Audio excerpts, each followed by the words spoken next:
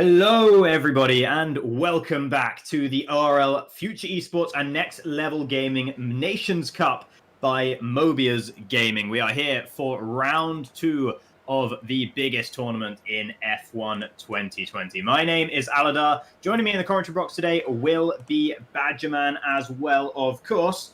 And we got a few things that we need to talk through. But first, we're just going to mention quickly a big shout out to our title sponsors. Those are, as we just mentioned, Mobiuz Gaming and Next Level Gaming. Without them, it would be very hard, if not impossible, for us to put all this on for you. So spread your love to them. They have been very, very helpful with us. But now we have a special someone sitting in the commentary box with us. So without further ado, I'm going to start my interview with Barry Boromand of the Rest of the World team. Hello, Barry. Hey, hello to you and everyone who are watching this.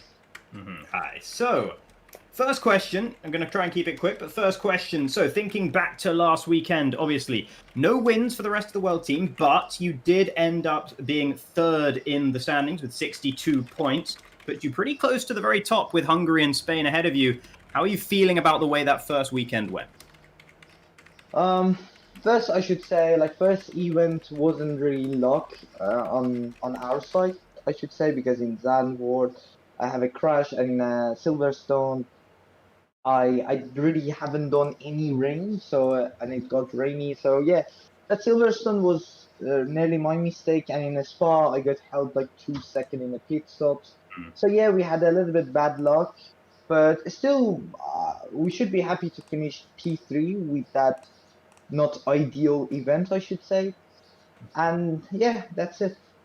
Okay, and then if we now look to the future instead, we look to the events we have in front of us today. The races are Azerbaijan, Hungary, and China. Which one of those are you most looking forward to, and where do you think you'll finish? To be fair, I should say I just seen full calendar every week, and if you ask me now, choose your worstest track, I'm gonna say Baku and China. but yeah, I think it's not, I'm not really enjoying driving there, but I think pace is there for both races for the win. So yeah, and Hungary absolutely is one of my favorite tracks, but it's not really make sense when if I finish on podium in the first race, not gonna be battle for the win for Hungary, definitely. But yeah, now I can say I'm gonna do my best and enjoy driving and learning. All right, well, we will let you get on with preparing for the races. Thank you very much for joining us, Barry, and best of luck with the 3 races today. Thank you so much, guys, and bye-bye. So now, why don't we take a look at what we had from last week with the results from our 3 races last weekend. Yes, indeed. Let's start off with round 1 that we had last week. Round 1, race 1, if you will. And it was Danny Berezny starting off the season in very good form indeed after a very close battle with Jan Opmeer, who finished second, and Barry Boromand, who we just interviewed, finished third. And the nations overall in that first race scored like this. It was a very, very close battle indeed there after race 1 between Hungary and Rest of the World. Only 1 point between those two after that first race in Belgium. Netherlands a little bit further down below at 21. That's sort of where they started losing a little bit, but it was, of course, the bad luck of Tymon Schutter that really put them there. He disconnected. He got hacked even. That's how much is on the line here. Very, very unfortunate circumstance indeed. We move on to the second race. That was the reverse grid race.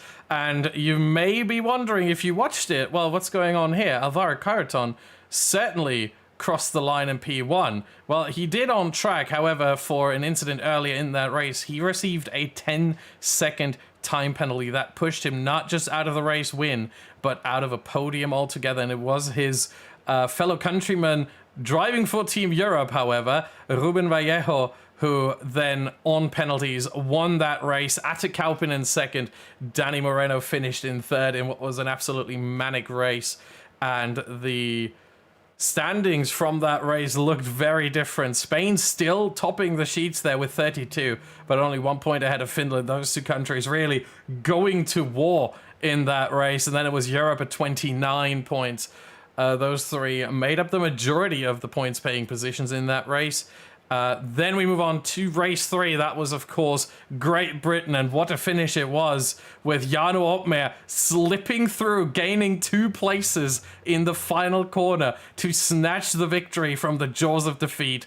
Danny Berezne finished second, Danny Moreno third, and once again you may be wondering, well, where is Alessio Di Capua? For the incident in the last corner, Alessio Di Capua also received a penalty that pushed him off the podium, and as such, he did not end up there. Once again, we look at the results for all the nations, and we see it is very close in that third race between Spain, the Netherlands, Hungary, and the rest of the world, who all scored at least 24 points there.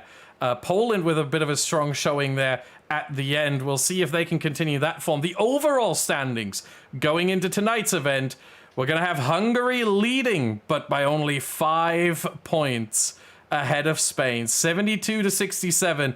Rest of the world, not very far off either, only 10 points behind the leaders, and even the Netherlands 18 points behind. It's all to play for pretty much all of these teams. Anything is still possible, and those 3 races tonight will certainly shake up the order a little bit. Yeah, we have plenty of races left to go this season. I got to say, looking at those standings, Italy, that penalty for Di Capua has really harmed them, because they would be sitting quite a lot further up this standings right now, really in the mix towards the very top, if it hadn't been for that penalty, losing a lot of points as a result of Di Capua's late move on Danny Moreno back at Silverstone. But now, why don't we quickly run you through the format of the races that we are going to see today. You've already heard us mentioning in the interview with Barry Burremand that we will have the races at Azerbaijan, Hungary, and China here today.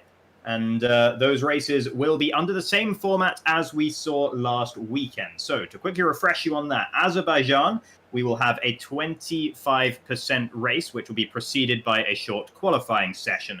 The top 15 finishers in Azerbaijan will be reversed, and they will make up the front 15 starters on the grid for our second 25% race of the day in Hungary.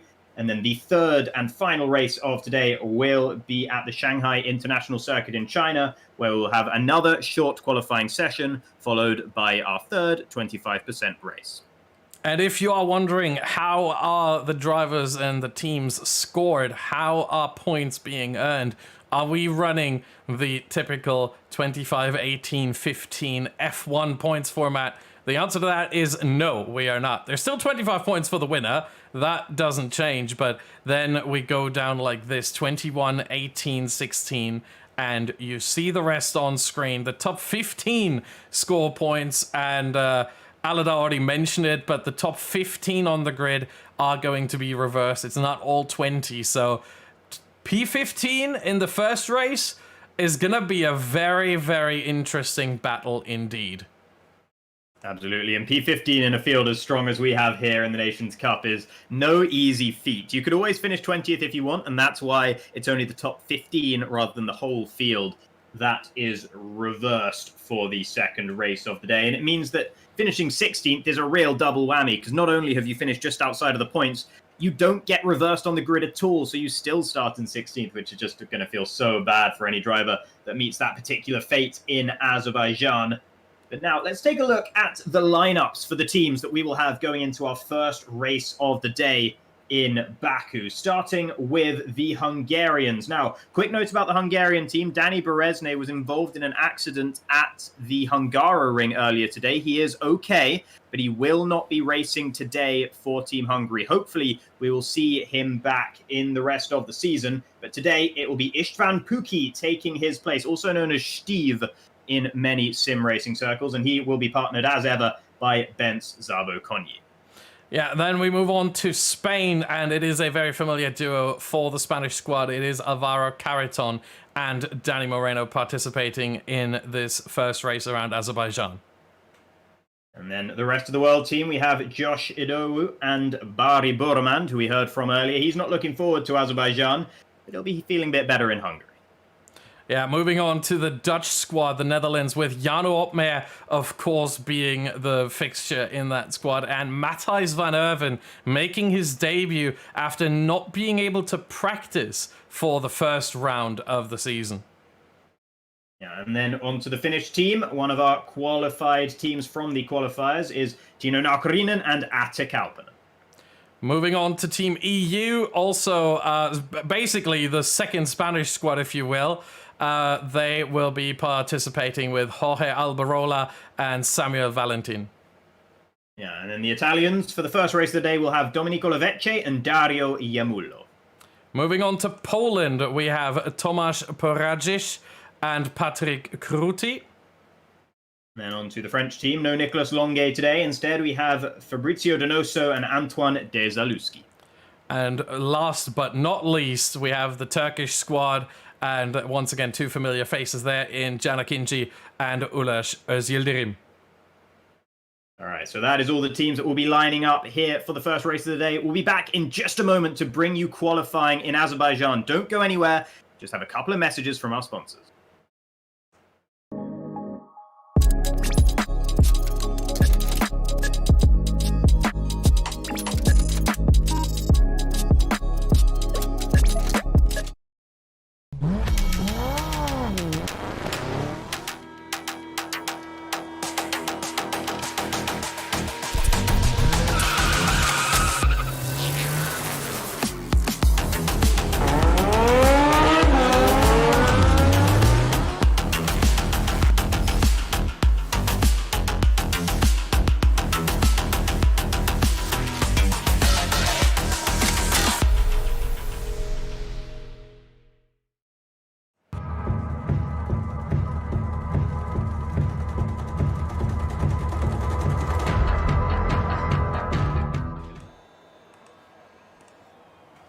Welcome back then, everybody, to the city streets of Baku in Azerbaijan, where we will be bringing you the first race of today here in the ORL FuturEsports and Next Level Racing Nations Cup by Mobiuz Gaming. And the first car out there on circuit, it's one of the Finns. I think that might be Tino Naukarinen leading them out on the outlaps. Yeah, it is an interesting circuit here for sure.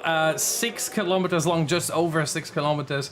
The second longest circuit on the full F1 calendar, and by far the longest city circuit on the calendar as well. So certainly a very interesting one. We will see very long laps, and anyone who knows this track, I mean, you have to talk about the massive straight leading all the way from what is really the final proper corner all the way into turn 1.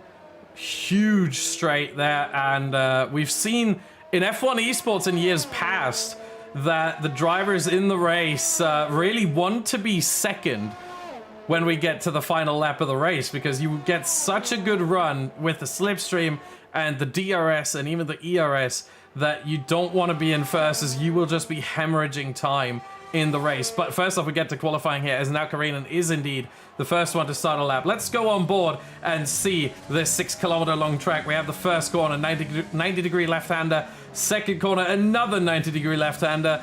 And in case you are not knowing where this goes, I can already tell you, turn 3, yeah, it continues the pattern. It's going to be another 90 degree left-hander here on the exit of the second DRS zone. Then we have a little bit of change here, 90 degree right-hander for once, as we now get into the more twisty sections of the circuit. Here, the inside curve, very important. You want to take it, this one you don't. So very tricky for the drivers. You want to get as close as possible to the wall in turn 5, and you want to stay away from the curb at turn 6. Turn 7, taking plenty of curb here. Castle section, infamous. Charles Leclerc ended up here. The infamous words, "I am stupid," still harrowing some of the drivers possibly here. You don't want to end up like him. Now, a lot of high speed coming through or towards the final sector. The massive curb there from Naukarinen, and he's got one real corner to go now in the final sector. It's really just this one corner, and from here it's just a mad dash to the line. Couple of corners to navigate still, but they are all flat out, no issues, no questions asked, And now we wait for the DRS zone. The DRS should open. Can we hear it? We can't hear it, but it should be open by now. As he comes across the line. What is the lap going to be? It is a 1 minute 37.1 from Tino Naukarinen. Decent opener there from Tino Naukarinen, but it immediately gets bested both by Domenico Lovece and then by Tomasz Poradzic, who is a driver who I know is hotly tipped by many around here in Baku. Barry Buremand going into second there, narrowly behind the Polish driver. But this could be very good news for Poland if Poradzic is as strong as advertised around here. If he does have a really good race, or really good qualifying, and then into the race itself, that could be some big points that are sorely needed by Team Poland. Idowu joins his teammate in the second and third positions. They're a couple of tenths away from Burman's time. Chanakinci with a strong opener there in fourth. I did notice there was a Mercedes in the wall briefly in the castle section. That is Matthijs van Erven, who is heading back into the pits without any front wing left on his car. So the castle section has claimed its first victim. But luckily for van Erven, all four wheels are still on the wagon. Yeah, that is the danger if you get to that sort of spot and you do get it wrong, is that you all of a sudden just cannot compete throughout the rest of qualifying anymore. Thankfully for him, that is not the case. He's on his way back to the pit lane. As we see Jarno Opme here, currently obviously P19 as he has not set a lap time yet, but he is on his way to do that and change that. Last one of the drivers, as actually Van Erven does cross the line with no front wing. So he did actually go for a lap time there, still to just post something, I guess. And it might be smart as Opmer goes third right now, in between the rest of the world drivers of Boromand and Idowu. So third place for Opmer. And Van Erven, I think he might be speculating that potentially some of the drivers that haven't set a lap time yet, well, they might follow his example and also end up in the castle section in the wall. Yeah, I guess best to post a lap time. He can get back around the circuit well enough as long as he makes sure to compensate for the fact that he doesn't have any front wing. And luckily, no other drivers really on flying laps at the moment, so he's not going to get in anyone's way. So no real loss for Van Erven, though it's going to be a rough old lap coming back into the pits for him. Everyone basically back into the pit. Four drivers failed to set a time in that opening exchange. That was Caraton, Moreno, Alberola, and Kauppinen. So the two Spaniards, the European, also Spaniard of Alberola, and then Atte Kauppinen for Team Finland, all yet to get on the board. Meanwhile, Van Erven, of course, only has that very unrepresentative 1:47.5. Quite a big split throughout the field compared to what we usually see. Of course, it is a longer circuit, and it is a circuit that many drivers don't enjoy. So we might see a bit less practice having come through for some of these drivers. And as a result, we are seeing bigger gaps forming in the field in these early stages. Yeah, I think at the same time, a lot of drivers do not enjoy this track, but I mean, my thinking certainly would be, if I don't enjoy this track, I feel like I'm not good at it. And if I feel like I'm not good at it, I might practice it a little bit more. Ultimately, you want to be strong everywhere, and certainly if a lot of drivers don't like it, well, that's your chance right there. That's your opportunity. Take it with both hands, practice a bit more here, and get a good grip of the track, and then you might be able to snatch some good points here. But at the same time, even if not, as long as you're in the top 15, you're setting yourself up for the second race, so it's still all to play for. As Yildirim leaves the session, hopefully the Turkish driver can get back into this one soon, currently sitting in 14th on a 37.5. Atte Kauppinen is just about to start his second attempt at a flying lap here in Baku. And he needs to make sure this one sticks. Only 10 minutes left of this qualifying session and no lap time on the board quite yet. You can see some cars leaving the pit lane on the left-hand side. He is going to encounter some traffic as he goes around this circuit. So Atte Kauppinen is going to have to be very careful to pick his way through the traffic. And oh dear, as Yildirim's car has stopped in the middle of Sector 1 there, even though as Yildirim has left the session, Atte Kauppinen meanwhile makes contact with a wall. Didn't pick up any front wing damage, and he looks to still be pushing here, so he's gotten away with that one as the Finn. But as Yildirim has been disqualified from qualifying without even being in the session, that is such bad luck for the Turk. Yeah, he's going to have to start from dead last, and he has a mountain to climb in front of him. Very, very unlucky. Let's hope he can rejoin and maybe regain some of the positions. We know how crazy Azerbaijan is. The words, "well done, Baku," still ring true in many a racer's head. Anything can happen around this track. Safety cars are very likely and can jumble up the order massively. And there goes the front wing end plate for Atakaupinen. Is he going to still try to finish this lap? We saw the AlphaTauri end plate, and I think he may have invalidated there actually in the final proper corner. Looks to still be going here in the AlphaTauri. No red track map, so he is still all right at the moment. Does have that front wing damage. Will he commit to finishing this lap? He looks like he's heading back straight into the pit lane. And yeah, Atakaupinen, that was his third contact with the wall over the course of that lap. Didn't manage to get a lap in at the first time of asking. Has struggled there on the second time of asking. And it's starting to get a little bit nervy for the Finnish driver. His teammate now, Karinen, currently sitting sort of midfield up there in 8th for now. That's a decent first attempt from Tino Naukarinen. And Alvaro Caraton is now coming out of the final couple of corners here. He's yet to set a lap time as well. Had a win taken away from him last weekend at Zandvoort. So he'll be very, very keen to try and regain a spot on the podium at least. And he needs to start well in qualifying here in Baku to get on the right track. Will this be good? No, it will not. A 37.570, only good enough for 14th there for Alvaro Caraton. His teammate Moreno invalidated. So the Spaniards still really, really struggling. Yeah, seems so. Maybe not the best track. It's very, very uncharacteristic of them to struggle that much. The Caraton is a second down almost on Poradzic's time. Try saying that 3 times. Poradzic is a tricky name, but here he comes. He is tipped by many. You mentioned it earlier, to do very well at the very least. And one of those that tipped him, actually, as he does go back into the pit lane here, so he aborts this run. One of those that tipped him is actually Tino Naukarinen in P8 right now.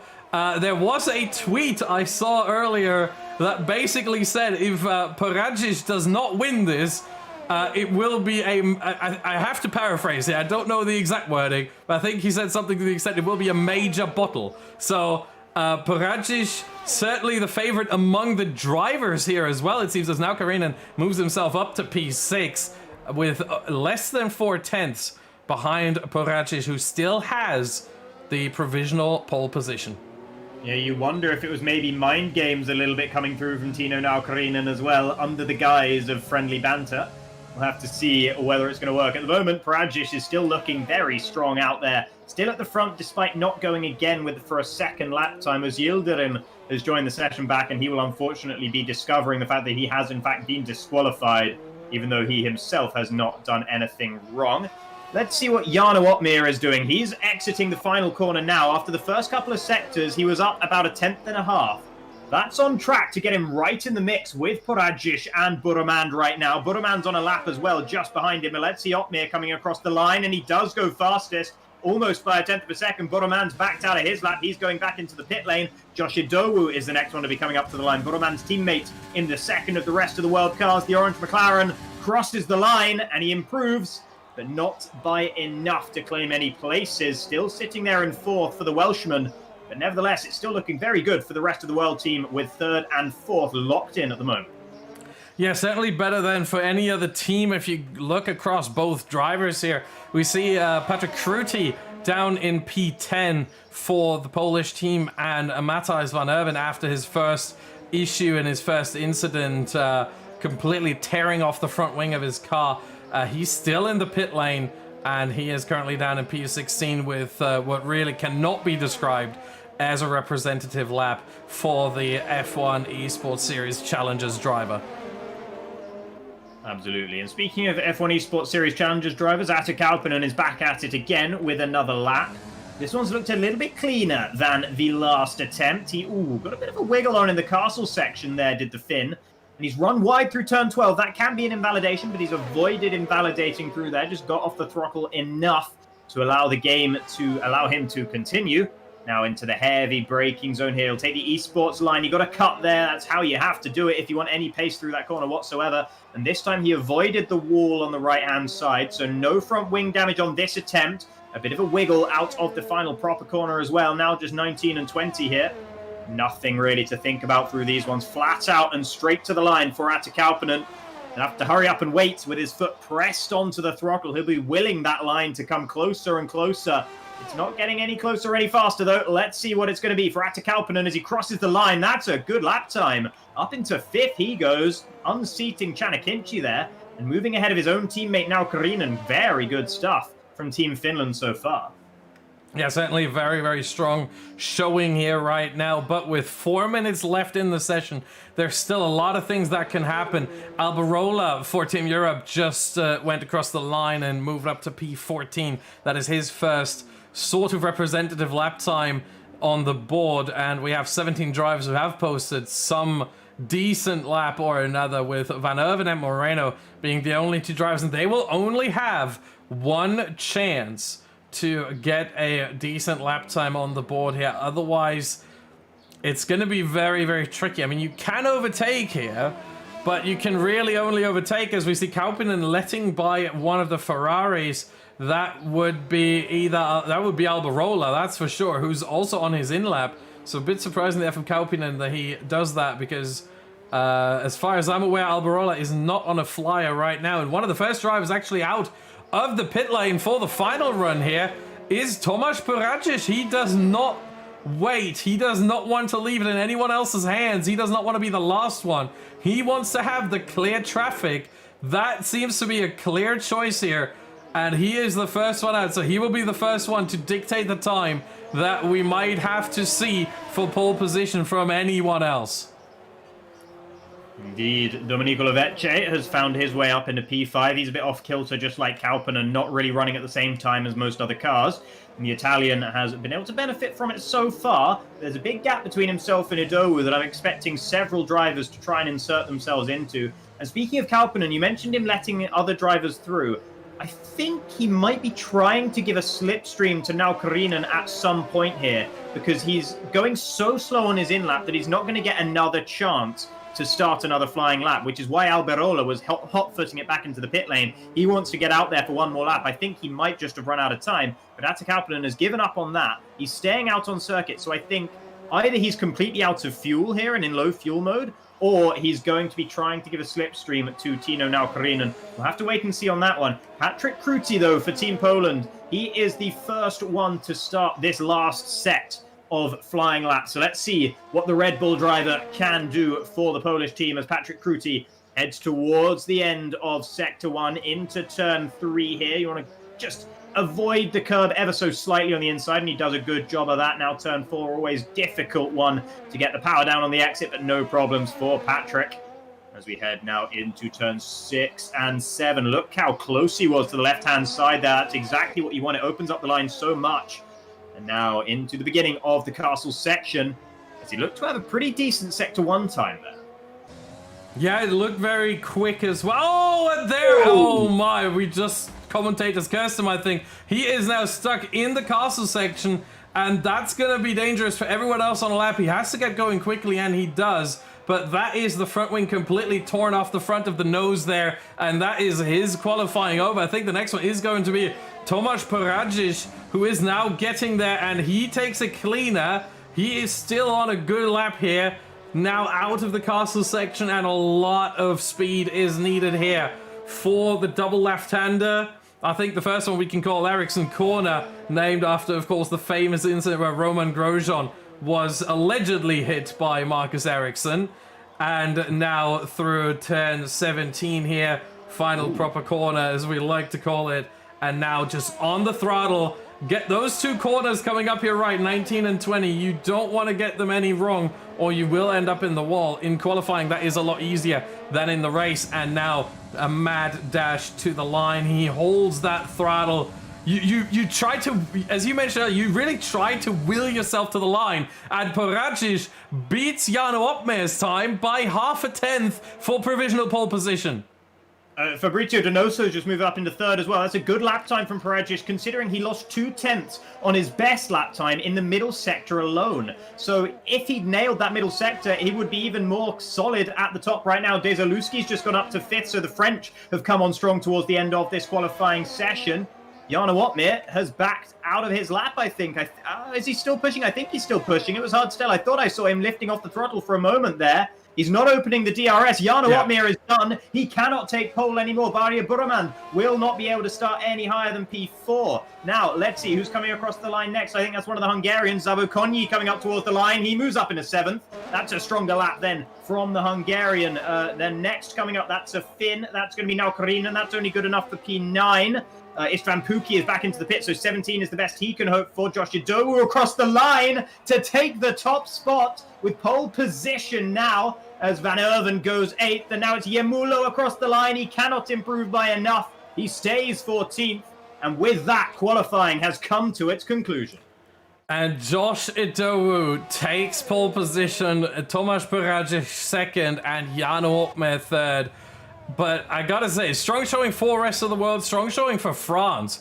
No one in the top 3, but 2 drivers in the top 6. They were certainly looking to improve on their form after last week. And yeah, then we have the Dutch as well, pretty strong here.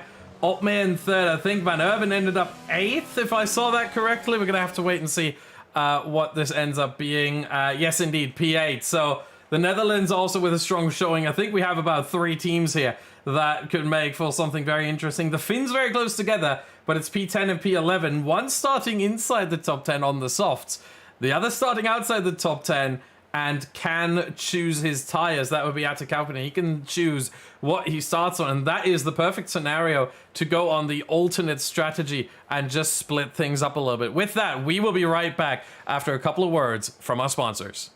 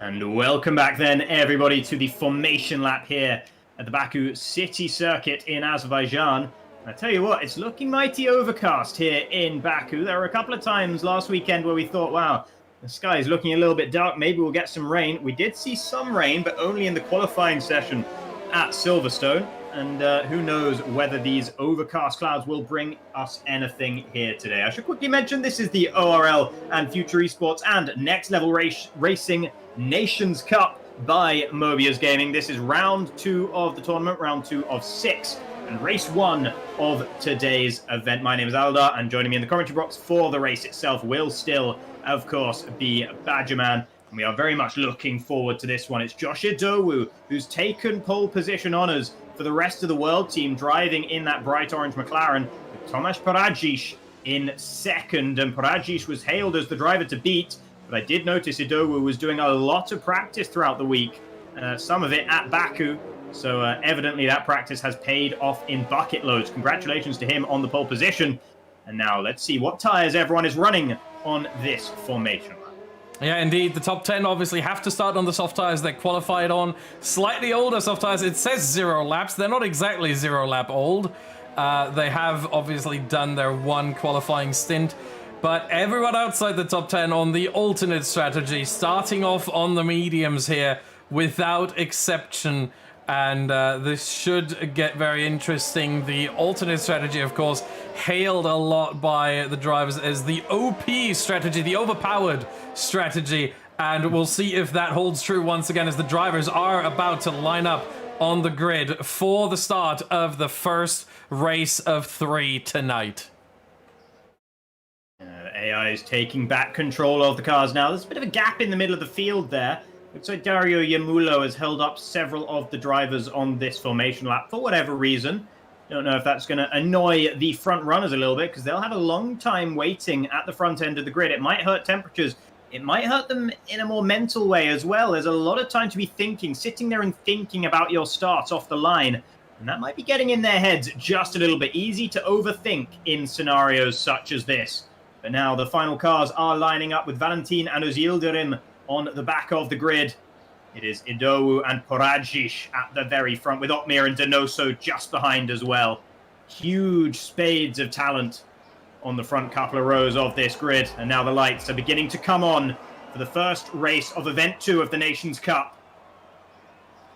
And we get underway here in Baku, and that looks to have been a good start for Idowu. Poradzic is going to challenge him up the inside, but Idowu sweeps around the outside. No problem for him, but there are problems for Poradzic behind, because there comes Jarno Otmir. That's a fearsome foe to have to battle through turn 2, but there's no way around the outside of that corner, and Poradzic holds on for the time being. It's Idowu from Poradzic, then Otmir, then Donoso, who's really harassing the rear end of that Mercedes as well. Then Boroman, Dizaluski, and Van Erven following behind. Van Erven's under pressure here from Ben Sabokoni, who's trying to go around the outside of turn 3. He's not been able to make that move stick and just has to settle back down behind the Dutchman. Yeah, apologies meanwhile for the issues with the timing tower. That is not in our control. It will sort itself out in just a couple of moments, and there it is actually. So now we are back. Everything's correct, and the big winner is already Ulaş Özildirim, who gained 3 places on the start here off the line and in the first couple of corners. So he's placed his car in a good spot there as they all make their way through the castle section for the first of 13 times. Yeah, bad news to Team Europe, who are currently running 19th and 20th. Jorge Alderol has had a poor start. And Özildirim needed a good start as well, because let's not forget, he got disqualified in the qualifying session. So we don't really know what his pace is like around here, where he ought to have stacked up relative to the rest of the field. But he is looking to make amends for that very unfortunate issue that he faced in qualifying. At the front, though, Josh Idowu is starting to build ever so slight a margin to Tomasz Poradzic. That's going to come straight back down due to the slipstream on the long main straight here. But nevertheless, promising start to the race for the rest of the world driver. Poradzic, then Otmir, then Donoso, who is himself falling a little bit further away from the Dutchman up ahead, Barria Boromand. Wasn't looking forward to the race here in Baku, but it's not been so bad for him thus far, currently running around in P5. Meanwhile, Chanakinci and Patrick Kruti, I think, were battling further down, but Akinci still holding on to 12th for the time being. Yeah, and it is not lap 3, it is still lap 2. DRS is not enabled yet. Once again, a couple of issues there from the game side of things. We apologize for that. Not much we can do, unfortunately.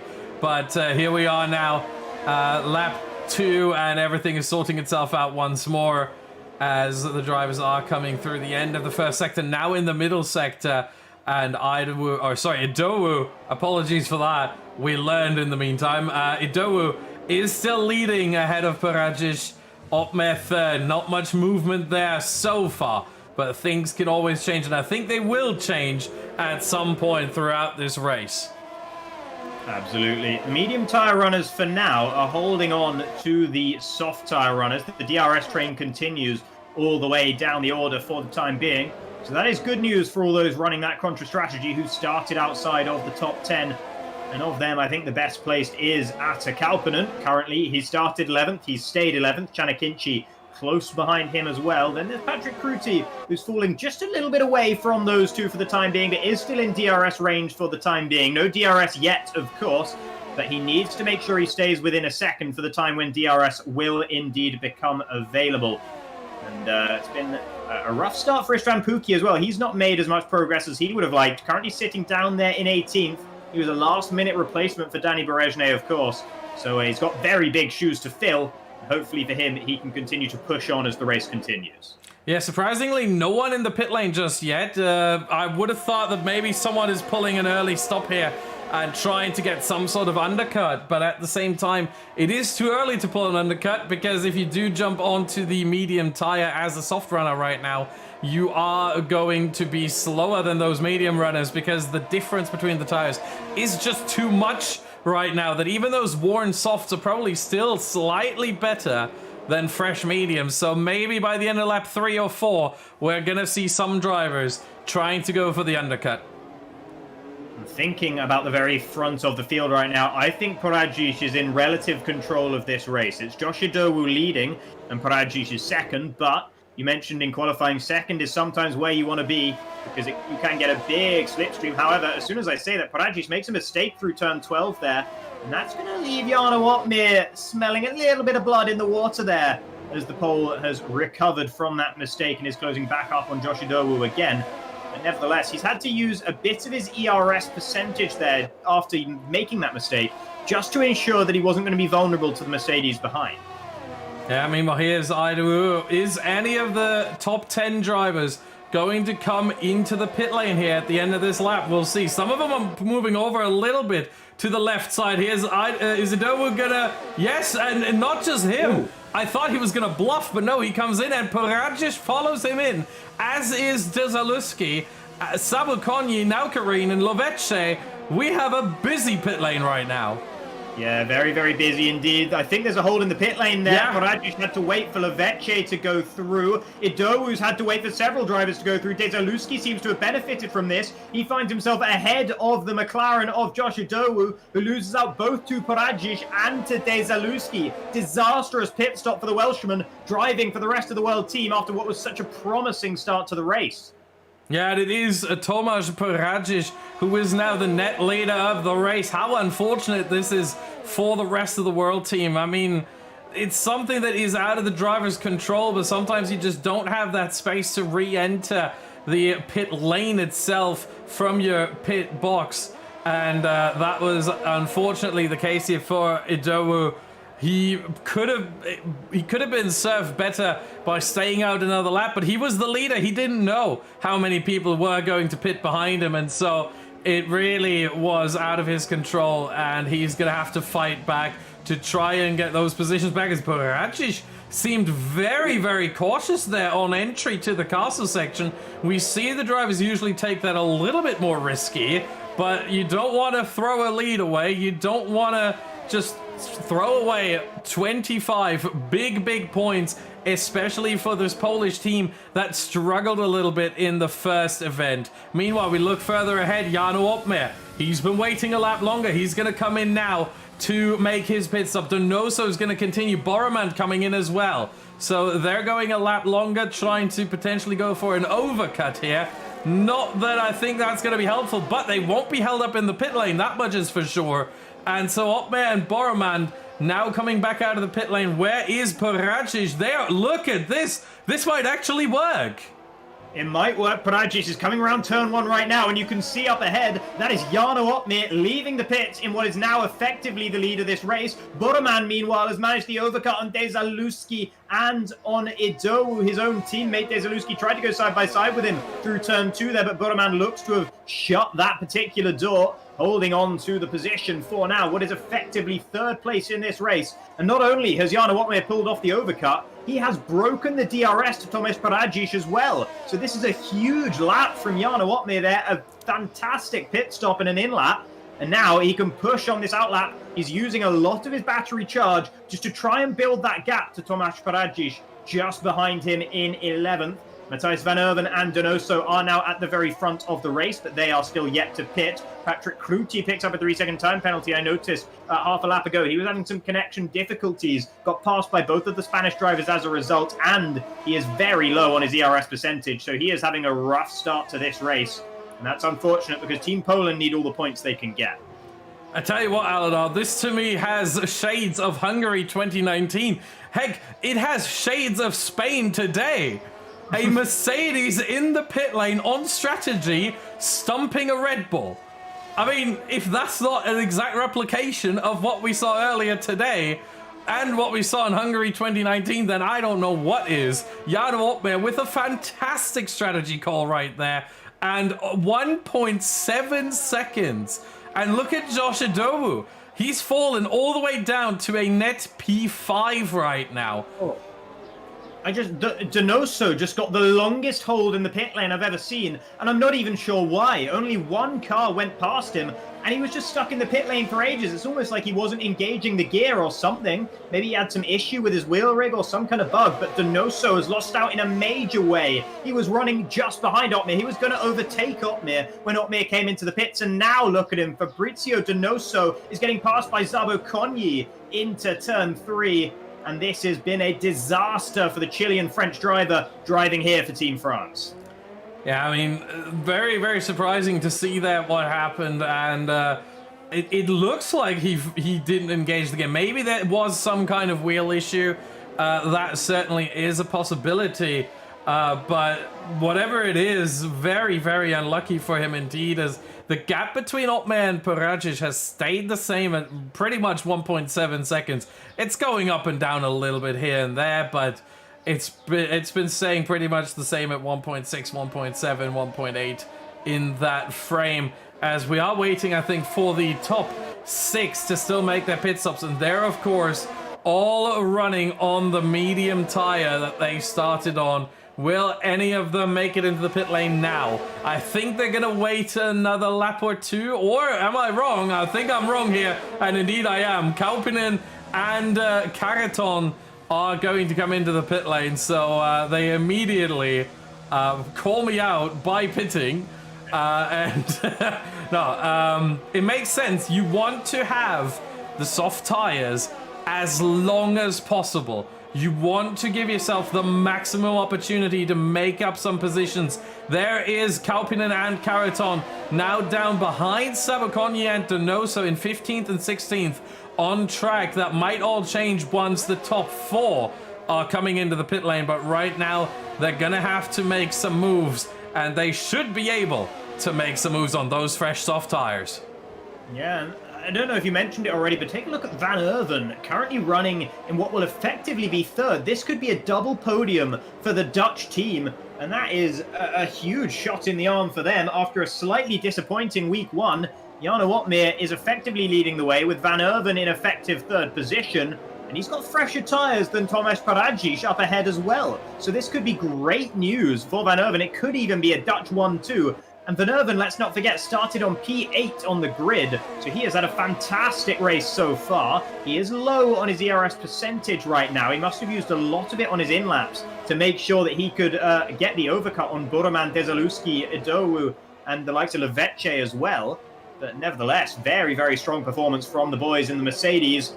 Danny Moreno leads the way for now, with Patrick Cruzzi in 2nd, Yemulo 3rd, and Puki 4th, but those drivers are yet to pit in this race. Then you have Jarno Otmir, who has pitted, followed by Tomasz Paradzic, Van Erven, Boroman, Desaluski, Idowu, and Levece, who will be the effective top 8 once everyone comes into the pits. Moreno's made a collision into the pit lane. I think Cruzzi and Moreno both came into the pits and collided somehow. A 5-second penalty for Moreno for that one. I don't know if he'll have to serve that in the pit lane or not. I suspect he won't. No, indeed, he's not serving it there. And that is bad, bad news for Team Spain. And this race was already not really going their way. Yeah, I think the stewards are going to have a look at that one. Generally, any kind of collision into the pit lane might result into an unwarranted 5-second penalty for speeding in the pit lane if you're getting pushed over the line faster than you're intending to be. And now there was a virtual safety car? Yeah, the virtual safety car for the incident there. We're back under green right now, though. But Moreno's picked up another penalty in the form of a drive-through for speeding behind that virtual safety car. So he is pretty much done in this race. After 2 podiums last time out, Danny Moreno's first race of Event 2 has not gone well at all. And he won't even find himself a proper slot on the reverse grid either. So he's going to be starting from the very back in Hungary, and that is a daunting task, to say the least. Yeah, certainly. It is a track that is notorious for not being able to overtake on.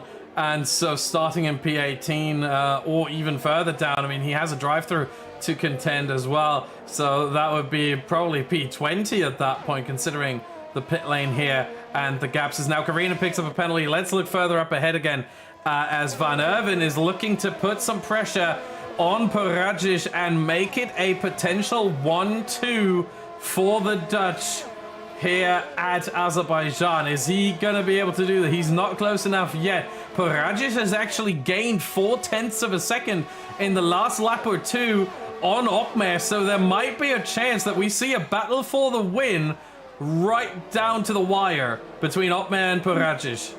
Van Erven deep into turn 1 there. He's chasing time. He's not as fast as these guys in raw race pace, and he's struggling, hanging on by his fingertips right now. You can see in the fact that his overtake percentage is consistently below 10% all the way around the lap here for Van Erven.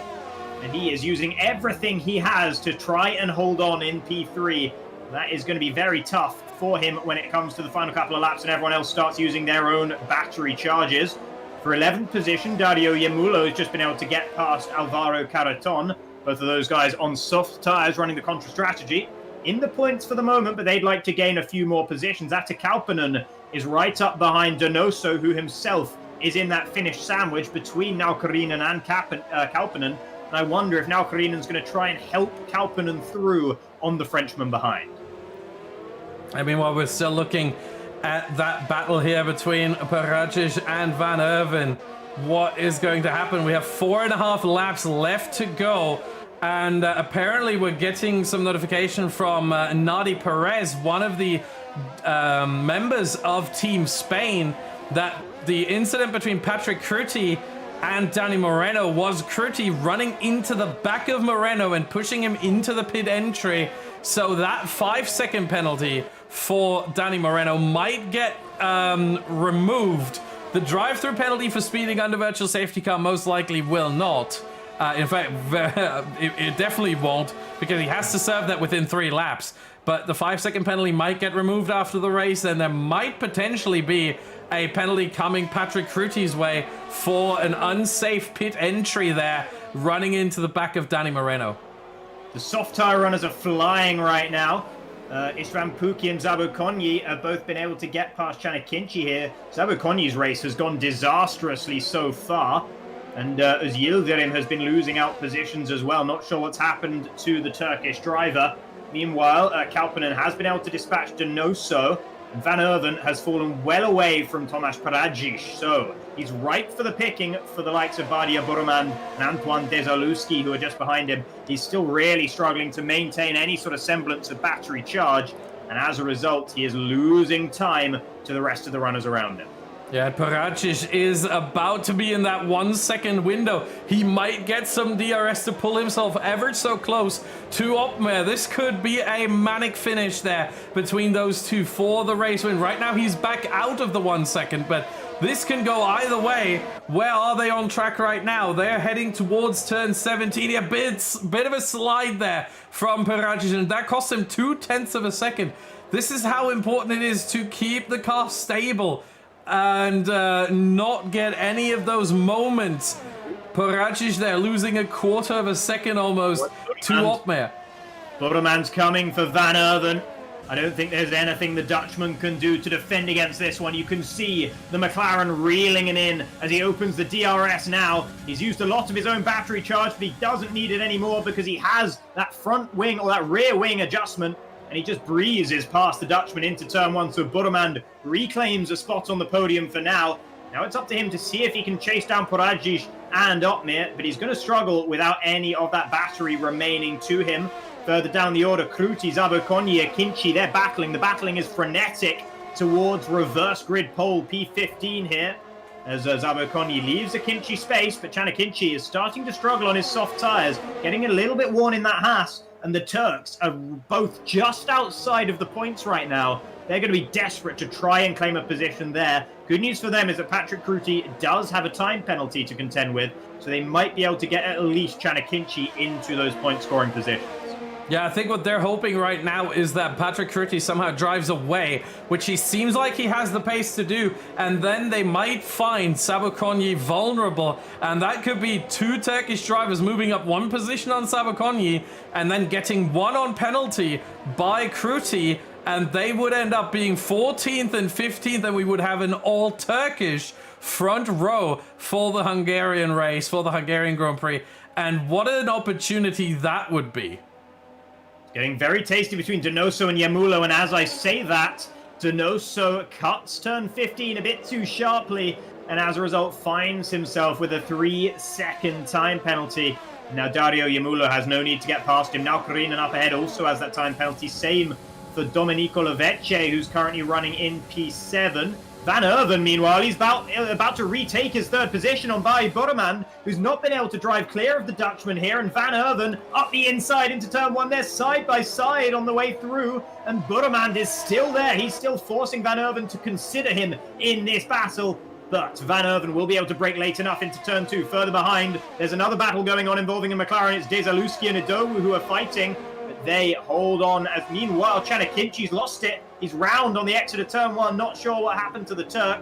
But that's his chance of points completely out the window. Yeah, and that is a bit unfortunate.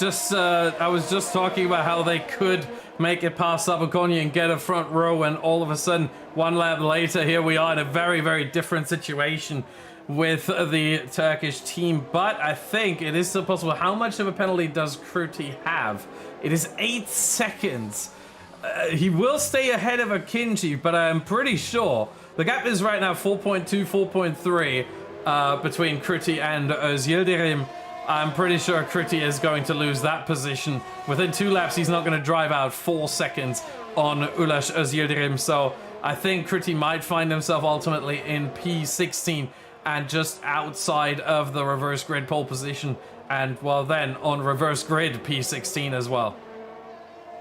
Yeah, the Contra strategists in this race haven't been having the best time of it. Only one of them has been able to crack into the top 10, at least on circuit. And that is Atte Kauppinen, who's running well for Team Finland. He looked good in qualifying for parts of it. Did qualify in 11th in the end. But nevertheless, has had a very strong race here. Now let's look at Borreman as he's taking third position back. Once more, it's a yo-yo between the two of these guys. But Borreman is leading between the two of them as we enter the final lap of the race. And that might mean that Van Erven has no more chances to battle back against the Iranian Borreman, who is now into that podium slot. Otmir still leading the way from Karadzic, who's now 1.7 seconds behind. Van Erven is going for another move on Borreman. He has his own DRS, but he's not close enough into turn 3. And Borreman holds on to it there. Idowu still unable to make any progress into this DRS train. Ahead of him, Antoine Dezaluski holding him at arm's length for the time being for Team France. They need as many points as they can get through the boys in the Renaults, because Team France had a very poor opening week, only scoring 17 points at Event 1, and they're set to score about that many points in this race alone here in Event 2, with Donoso running around in 10th. Yeah, meanwhile, Van Erven has one more chance. It is the long run from turn 17 all the way to the line. That is his only opportunity. It is a long DRS zone. It is a long straight, but he needs to be close enough. Right now he is 0.4 of a second. That would suffice, but he also needs some battery charge. We go on board. We see he's running at about 15%. That might not be enough. Does Borreman have any more? He has a little bit more, but is that going to be enough to battle the DRS? 0.4 of a second. Some slipstream as well.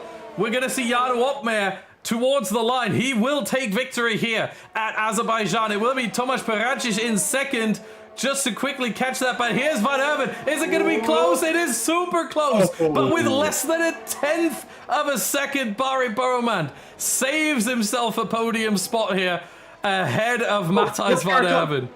Watch Karaton. He's trying to give 14th to Zabo Konyi, but in fact they both inherit from Patrick Kruti, so the best laid plans of Alvaro Karaton do not come to pass. But Karaton, who was running in about 10th or 11th on the final lap, suddenly slowed down and aimed for P15. He's trying to game the system and going for reverse grid pole there, Alvaro Karaton. He couldn't quite manage it in the end, as he didn't let Zabo Konyi pass in time, and he didn't account for the penalty of Patrick Kruti. But nevertheless, he will be starting third on the grid in Hungary, so he won't be feeling too unhappy with that one. Zabo Konyi at his home race will be starting on the front row, with Yildirim taking reverse grid pole in the end. Yeah, so at least one Turkish driver there, and Yildirim, we talked about him, starting P20. P15, I think, was his target, most likely, because you have to get that. You have to get into the top 15 somehow, even if you're starting last. And for Yildirim to have been able to do that, I think he's going to be very, very happy with himself as he now starts in pole position for Hungary. Meanwhile, Jaro Opmeer, 25 points for Team Netherlands, and Matthijs Van Erven as well with another 16. That is a massive points haul for the Dutch, and they get 41 points from this one race alone. They've had, if I remember correctly, around 54 after the first 3 races, and now they just get 41 in 1. So they are right back into the mix, but they will also start from P12 and P15 respectively. Meanwhile, it is Tomasz Poradzic who got second place there. He wasn't close enough to challenge Otmay in the end. Barry Boroman gets third and also on the podium. Rest of the world as well, with Josh Idowu in P6 doing a fantastic job here. The French, they have Antoine Zalewski in P5 and Fabrizio Donoso in P12, who will get a second row start for Budapest. The Finns as well with a decent result here, P7 and P10, getting themselves some good points, and we just quickly show everything down the order as it absolutely went to shambles for both Team Europe, no points whatsoever, and Team Spain with only 3 points for them. Turkey as well, they do have pole position, but Janik Inci in P18, not very helpful. And yeah, we will be right back for round number 2, race number 2 at Budapest. Do not go anywhere. We will be right back after a couple words from our partners.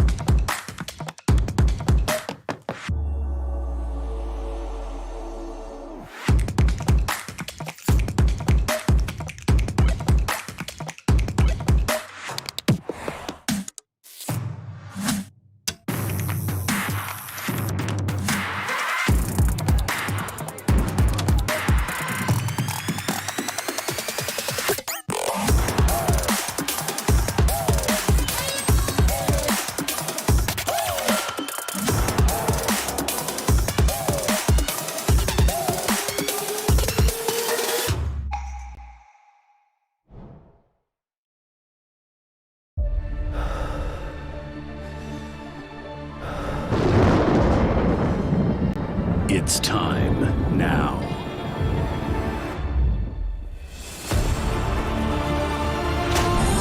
Your blood is burning. Your stamina is rising. Greet all the challenges in your way.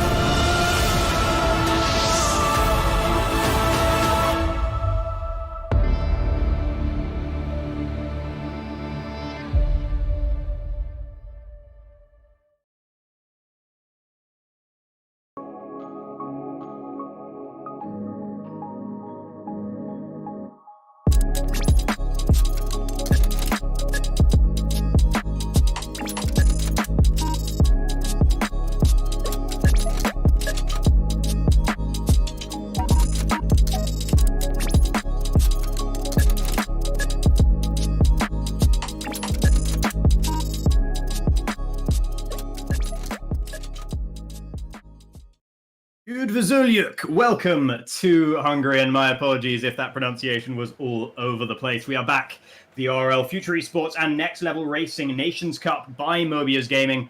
We are in the second event of 6 in the tournament, and we're in the second race of this event too, the second race of the day, and that will of course be the Hungarian Grand Prix at the Hungaroring. My name is Aladar, I'll be your lead commentator, and analysing the race with me will be Badgerman.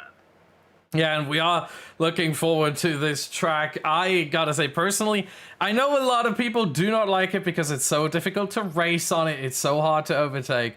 But I think it is, for one, a very, very fun track to drive just on your own. It has a little bit of a flow to it. So I really enjoy it in that way. And you can still overtake.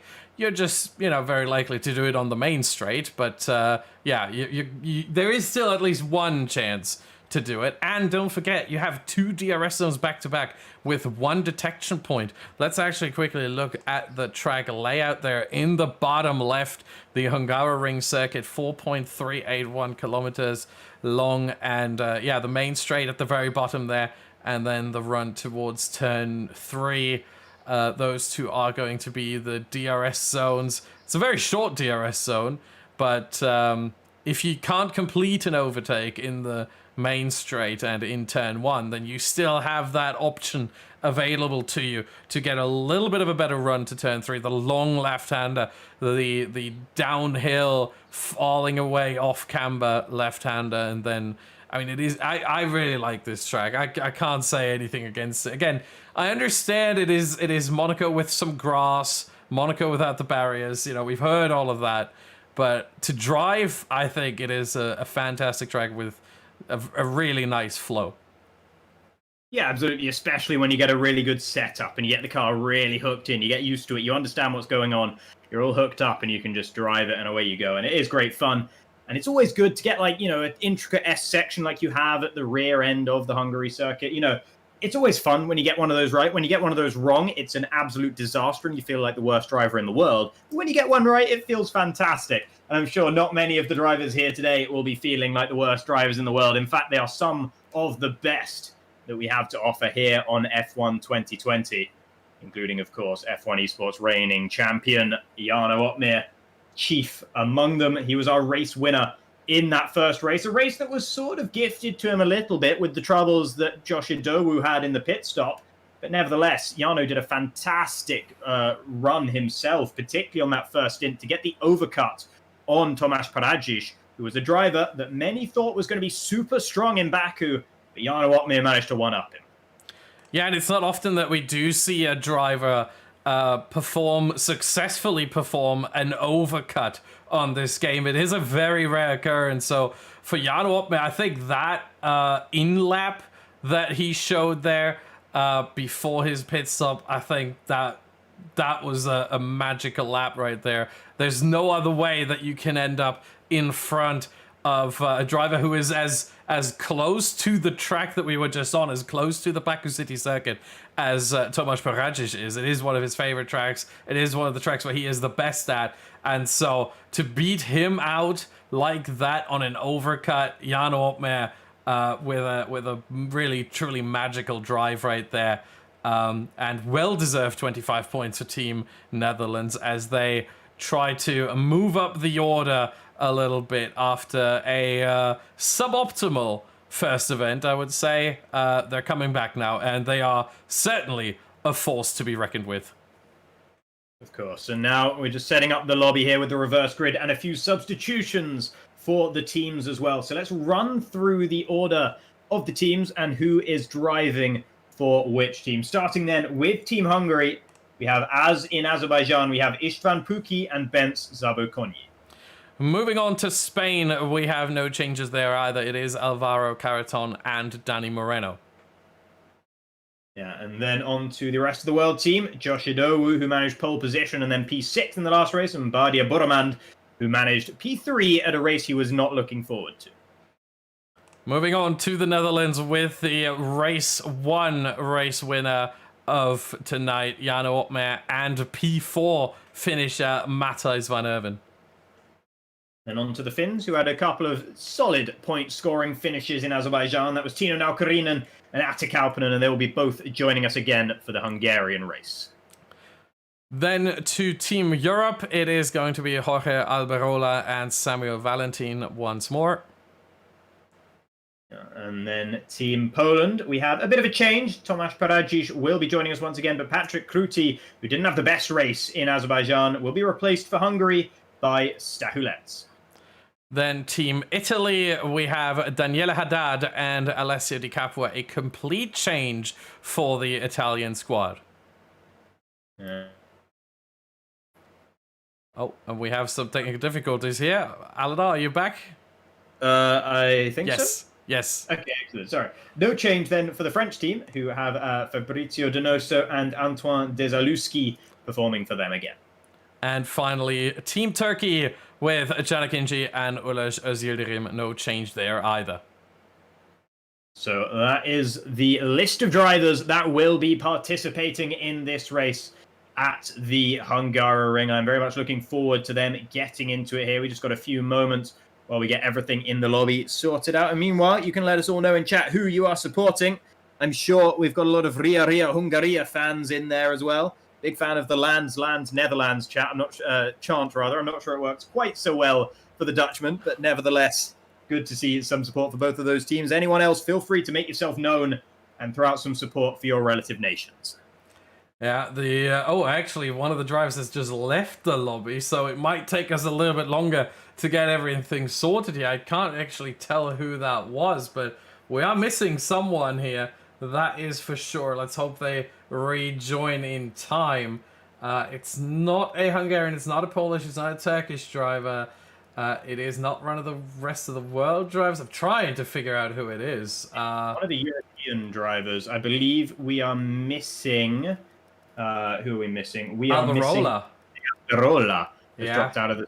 He'll be getting back here in just a moment's time, you would imagine, unless we're seeing an 11th hour substitution for Team Europe. It's interesting, actually, that Ruben Vallejo not slated to participate in this weekend, despite getting a podium last time out in Zandvoort. Not sure if he's got other commitments or what, but nevertheless, it wasn't a great first race for Team Europe, but both of their drivers are now back in the lobby, and everyone is readying up. We'll be getting underway shortly. Yeah, what we do know for that Team Europe is that Pablo Hoglar is not participating tonight as he has a wheel issue, so he will not be able to join whatsoever. Unfortunately, technical difficulties prevent him from doing just that. You hear the beeps, so we are about to enter the lobby. There will be a formation lap followed by 25% of action around Hungary. And don't forget, no qualifying, reverse grid order for the top 15.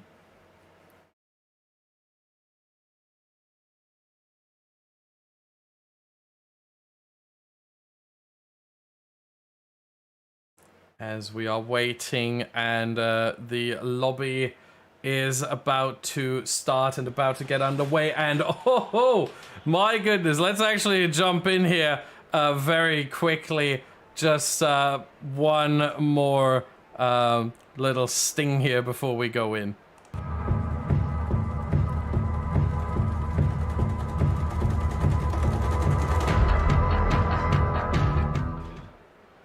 And here we are in Budapest, and it is raining heavily. The skies have opened and they are pouring it down. I've never seen such heavy rain on the F1 game. I gotta be honest. Have you? I think I've seen this, but very, very rarely. This is about as heavy as it gets right now. I'll be very surprised if they're on inters and not full wet tyres. And let's not forget, this isn't qualifying. This is the race itself. So the drivers will be starting this one in very, very wet conditions indeed.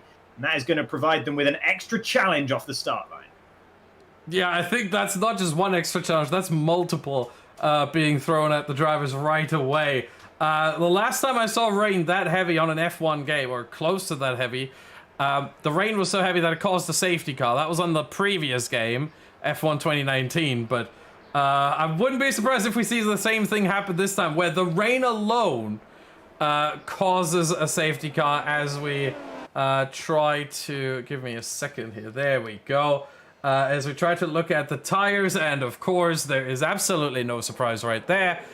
Full wets for everyone involved, and yeah, this is gonna be an interesting one for sure.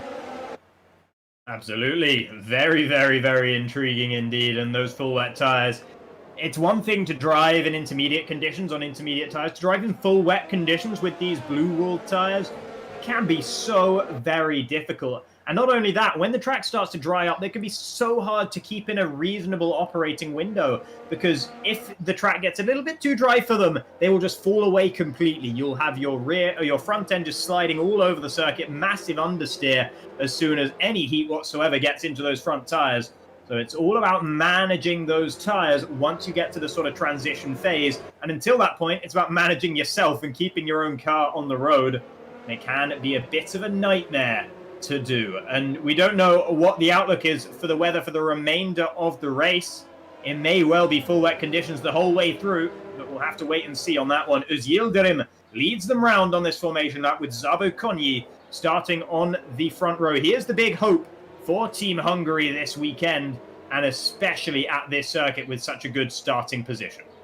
Yeah, certainly. I mean, this is the home track. We've seen how badly the home track went for the Dutch last week. Really a race to forget, unfortunately, for them.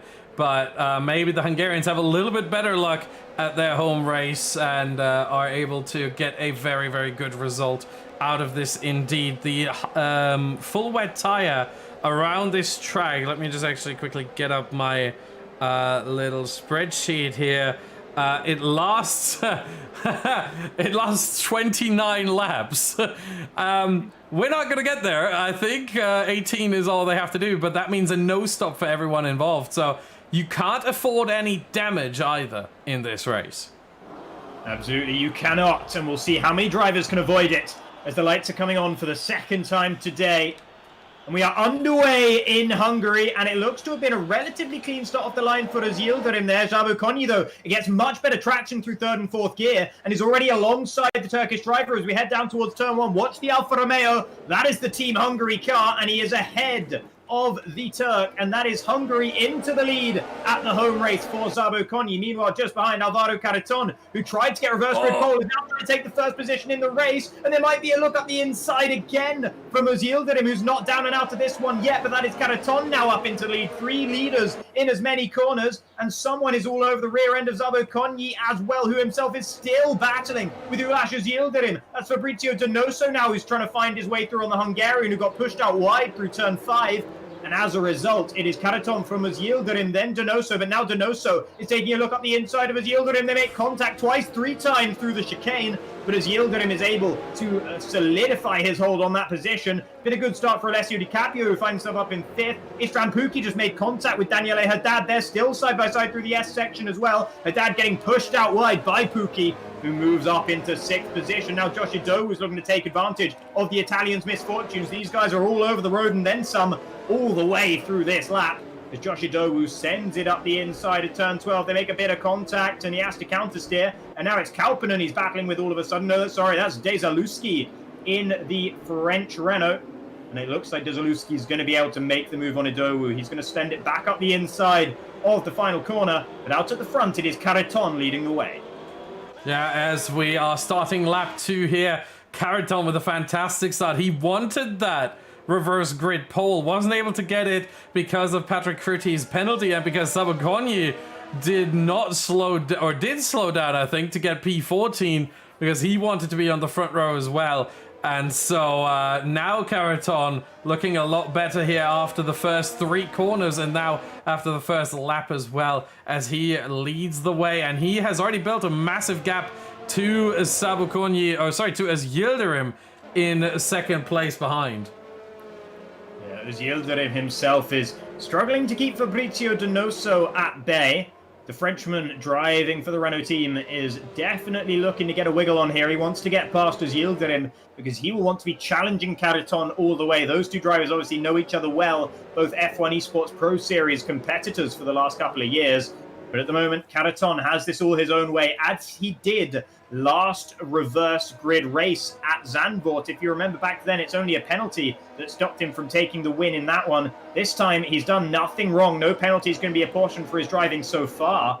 And Karaton is going to be feeling very, very happy about the current situation. His teammate Moreno has had to make progress up from 19th on the grid, but he has managed to do so, managing 6 positions thus far this race. Matthijs van Erven is the big loser. He's had to make a pit stop already this race at the very back for a front wing change. And Bari Boreman has also lost out in a major way. He has front wing damage, and he is into the pits at the end of lap 2.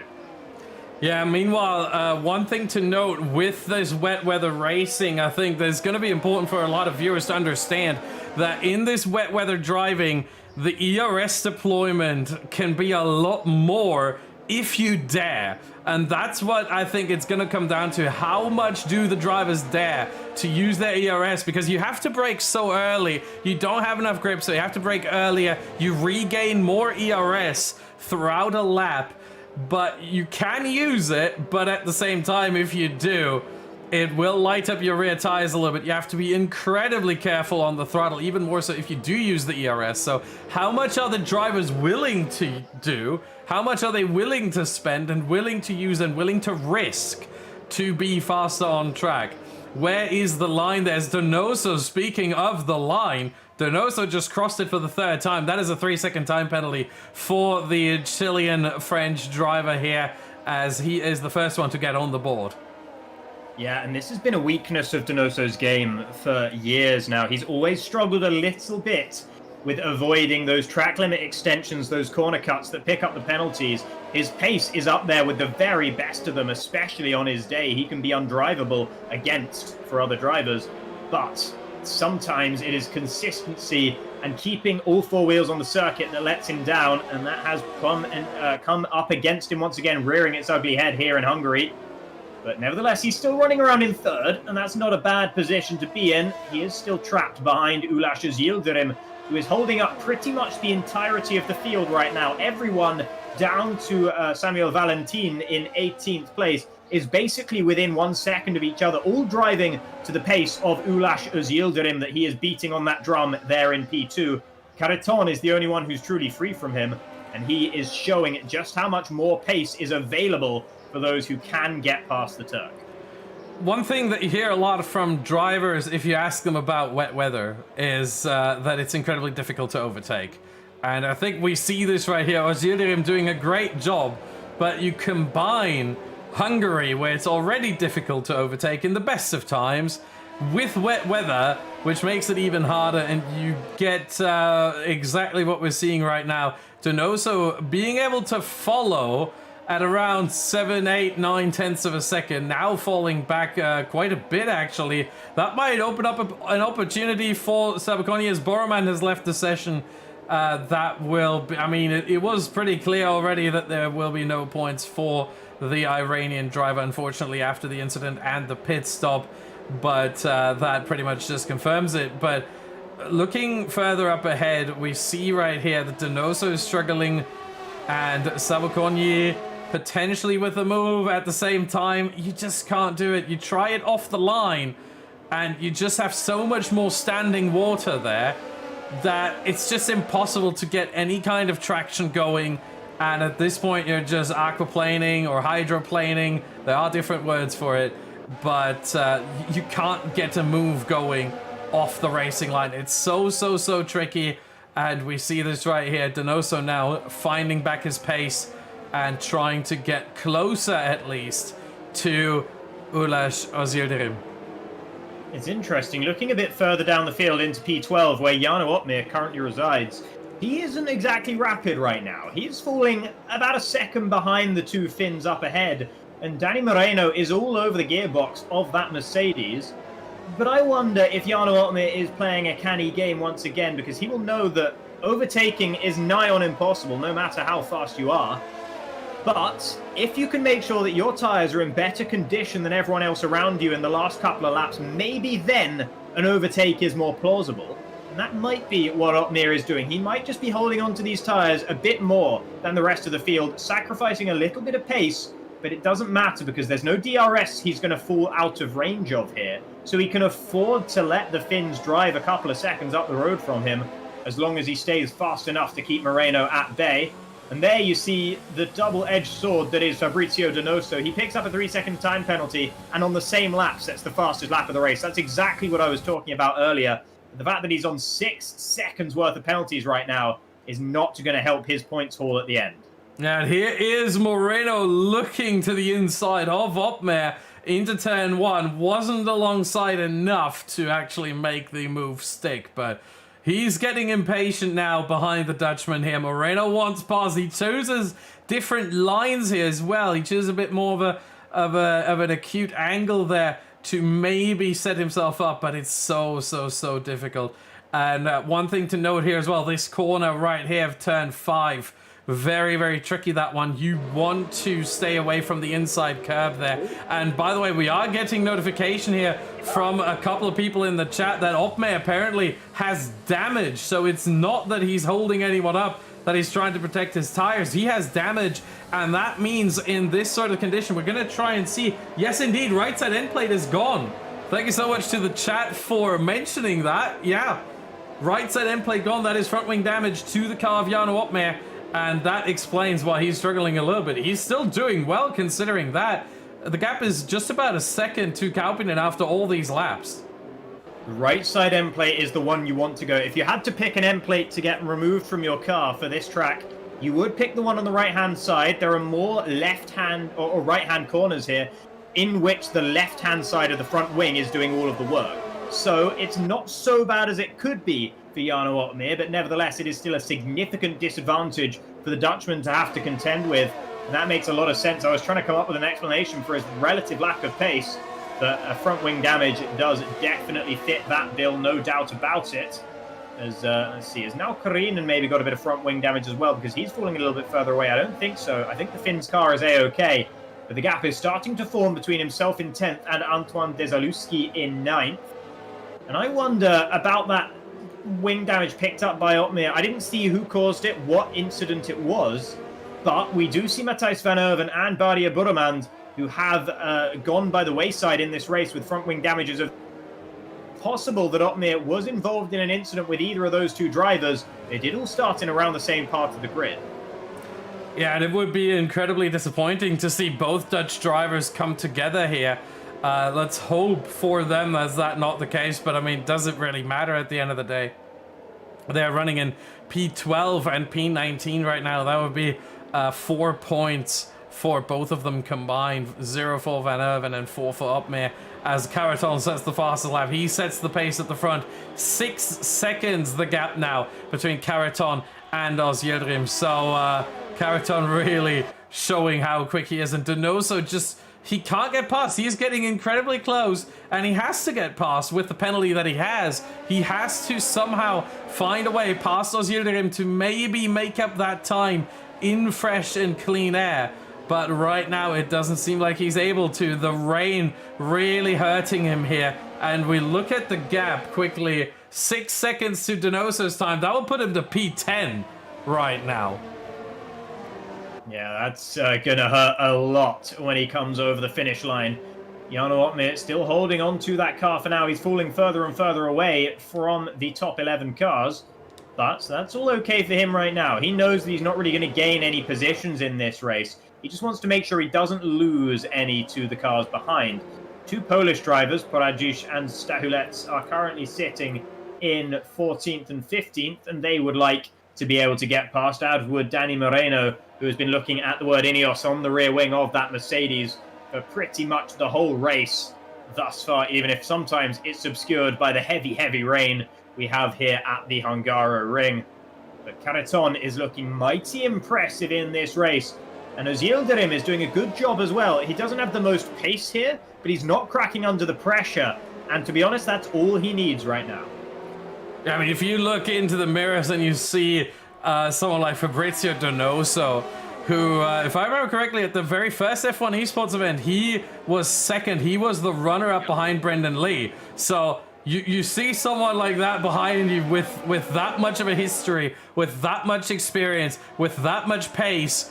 Yeah, it wouldn't be a surprise if your knees get a little weak. But for Yildirim to hold strong and to keep that second place away from him is very impressive indeed.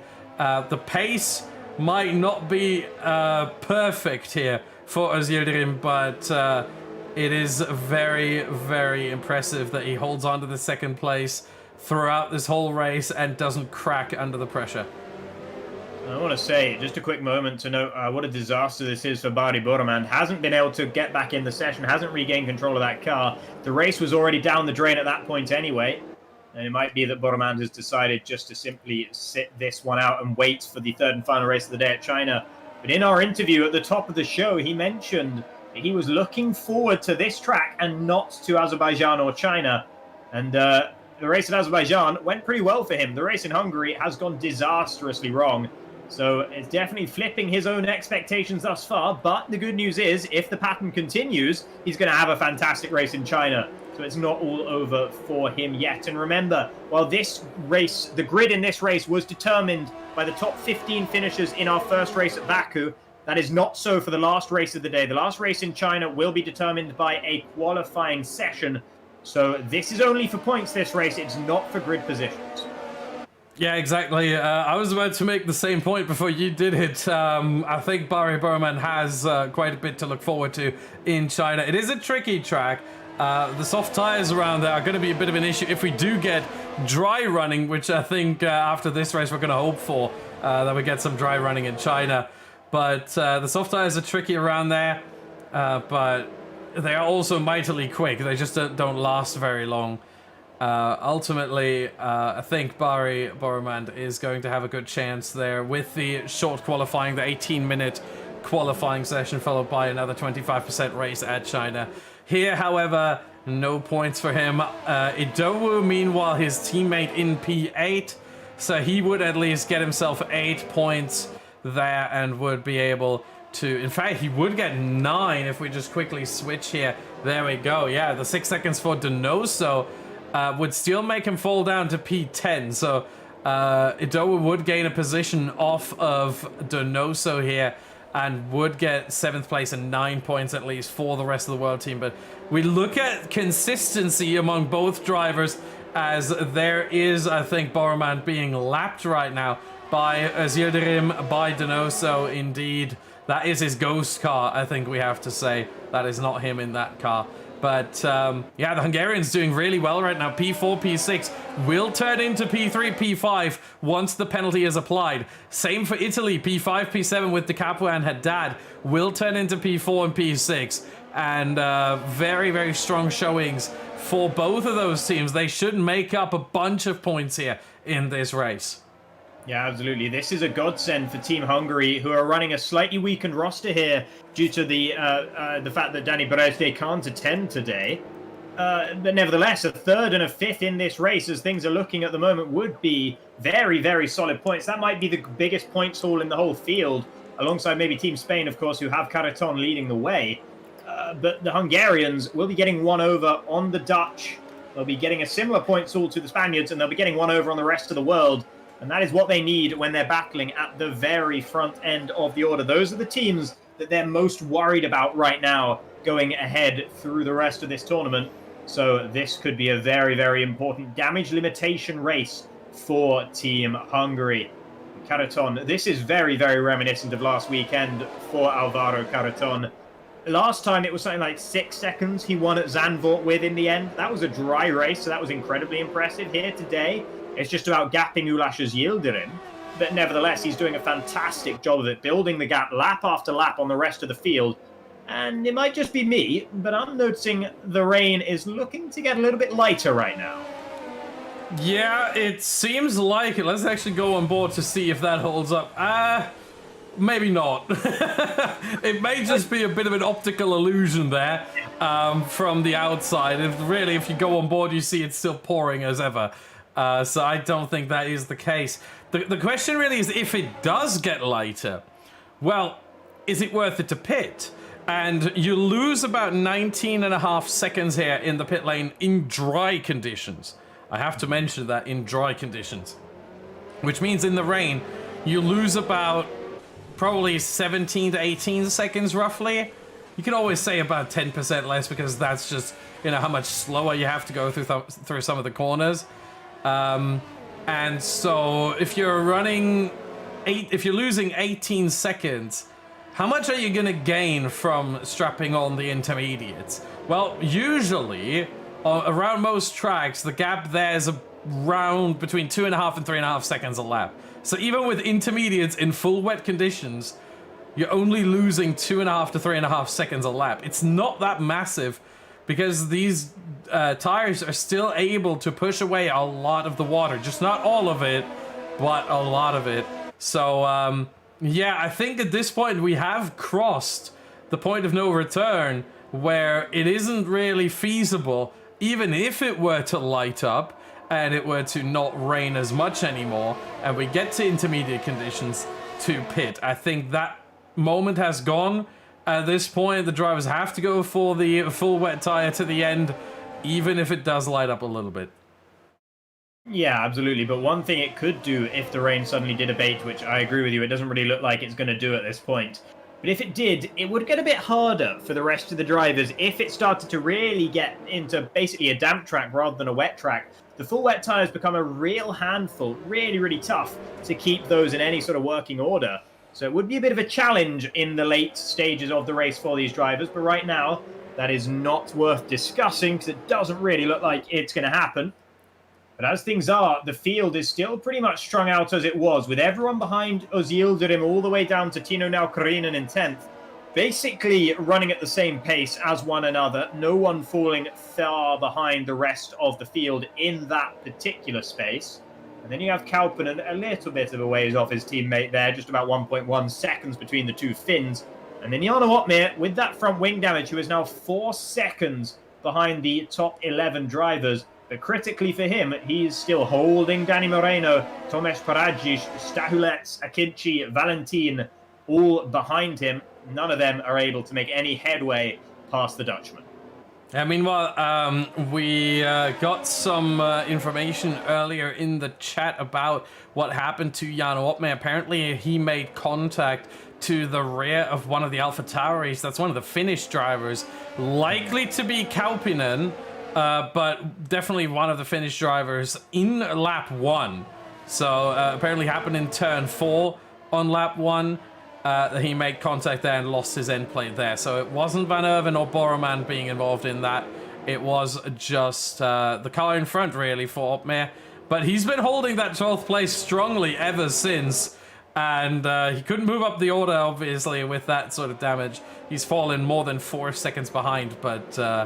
at least he's holding that. That's still 4 points. And as we know, 4 points might make the difference. 4 points was the difference if you think back to the qualifying events. 4 points was the difference between Team Finland qualifying and the second place of the second event not qualifying. So that's how close it got. And yeah, I think 4 points might in the end just decide it. And if somehow Team Netherlands wins this event at the end of it all by 4 points or less, I think Jarno Opmeer is going to look back at this race, if he does finish in P12, as Danny Moreno is very, very close behind him indeed. But he's going to look back and think, yeah, I did well here. Yeah, no, it's definitely damage limitation, and he's limiting it in an admirable fashion. If you think about the fastest lap of this race, of course, no points available for the fastest lap, but it is a bit of it's very revealing for what's going on here in this race, because Cariton is half a second faster than anyone else with his fastest lap compared to the rest of the field, and that's because everyone else you know, they can't really go any faster than Ulash's Yildirim is going at the very most. Some of them can't go any faster than Jarno Opmir is going, those stuck behind him. And it's something we saw in the real-life Grand Prix in Spain as well. Just dirty air comes into huge effect. And in a circuit like this, where it's hard to overtake anyway, in conditions like this, the dirty air effect balloons. There's no DRS to negate it. And as a result, the drivers are basically just stuck in position. You can't say that Ido's had a bad race or something like that, even though he's actually gained 2 positions. But you can't say he's had a worse race than Caraton necessarily, because you don't know what he was capable of. It just simply, the information isn't there. As Danny Moreno picks up a 3-second time penalty in 13th, that is going to drop him out of the points. So that's a minor disaster for him. He must have been getting increasingly frustrated with gazing at that Mercedes rear wing ahead of him. And he'll really want to get past Jarno Opmir now, because if he can make up for that 3-second time penalty by just driving clear of the rest of the cars behind, who will still be stuck behind Opmir. But it's still a very tall order to get past. Yeah, certainly. It looks like he's struggling there. He wants to find a way past, and he's trying to get creative. I think that's where that penalty is coming from, because Danny Moreno, like most F1 Esports Pro Series drivers, generally not much of an issue with track limits for the most part. Yeah, I think it's just him trying to be creative, trying to explore every bit of the track that he might find some grip on to potentially get past Jarno Opmir here. And he's just been exploring a little bit too much in his pursuit of 12th place. Yeah, indeed. The Spanish have tended to be prodigious explorers, and Moreno taking that a little bit too literally with those track limits, as you mentioned. As now Caraton moves ahead of 10 seconds up on Ulash Yildirim. It has been a dominating performance in this race from the other Spaniard in that number 1 car out there for Williams at the very front of the field. And he was always had his eyes on this race. Rather than race 1, Caraton was looking at this race. You could see it from his conduct on the final lap of the race in Azerbaijan. He slowed right down to guarantee a good grid position, sacrificed several positions, 3 or 4, when it came to the checkered flag in Baku. But it has paid off in bucket loads for him here, as long as he can make it through the penultimate lap and then the final lap. And that is all we have left to go in this race. Yeah, one thing generally in any kind of sport, in any kind of game, it works in both, is you have to know the rules of the game you're playing. You have to know the rules of the sport. If you do, you can find those situations. We've seen it in real F1 as well, many, many, many times, with the F-duct, with the double diffuser. You think back to all these technical innovations that were at some point either outlawed or all teams have used them. And it's always looking at the rule book, looking at what is allowed, what isn't within the rules. And Caraton did that to perfection. He looked at the rules, he looked at the points, and he thought, well, if I gain a position here, or if I lose a position here, that will lose me 1 point. But if I start higher, that could get me up to 4 points more. That's the difference between P1 and P2. So your return on just 1 position there is 3 points. So Caraton looked at that, at the points distribution and the reverse grid, and he thought, well, P15 looks pretty desirable to me. He didn't get it ultimately. He got P13, but he got the 2 positions at the start of the race, and now he's driving away on the final lap of the race. And Ulash Yildirim still holding second place. Donoso behind him. Donoso's going for the move. Donoso's going for the move into turn 1. He's alongside still.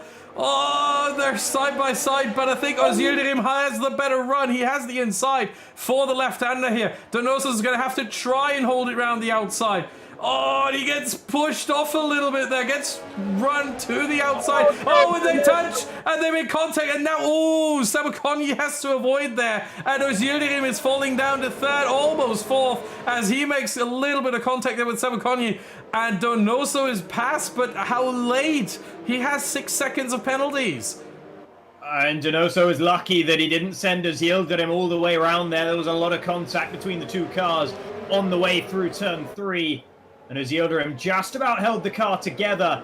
But it's basically a pointless overtake for Fabrizio Donoso here. He might be able to jump Tino Naukarinen to build a gap worthy of 6 seconds. But that's all he can really hope for here. He can't hope to retain a podium position. It's too little and too late for Fabrizio Donoso.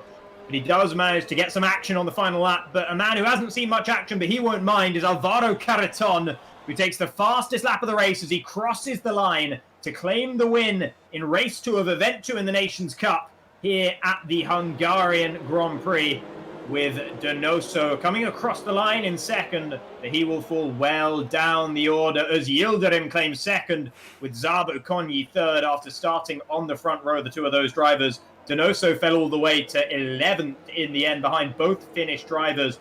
Meanwhile, Moreno, when he crosses the line, also loses out heavily. Out of the points he goes, but his teammate Caraton could not be happier. Yeah, and I think it's ultimately still a decent point haul for the Spaniards here, 25. They get ultimately, the Turks get 22, 21 for Yildirim, and 1 for Janakinci in P15, but the Hungarians and the Italians, they're making some inroads here with Sabakoni and Puki and Di Capua and Haddad, respectively, as we have yellow flag in Sector 3. I think that is for Matthijs van Erven, who may have spun there in the final corner. Yeah, you see he's struggling mightily with the car there as he, I think, spun across the line, but we want to catch the winner here, of course. It is Alvaro Caraton. He won last week in the reverse grid race, got that taken away by a penalty.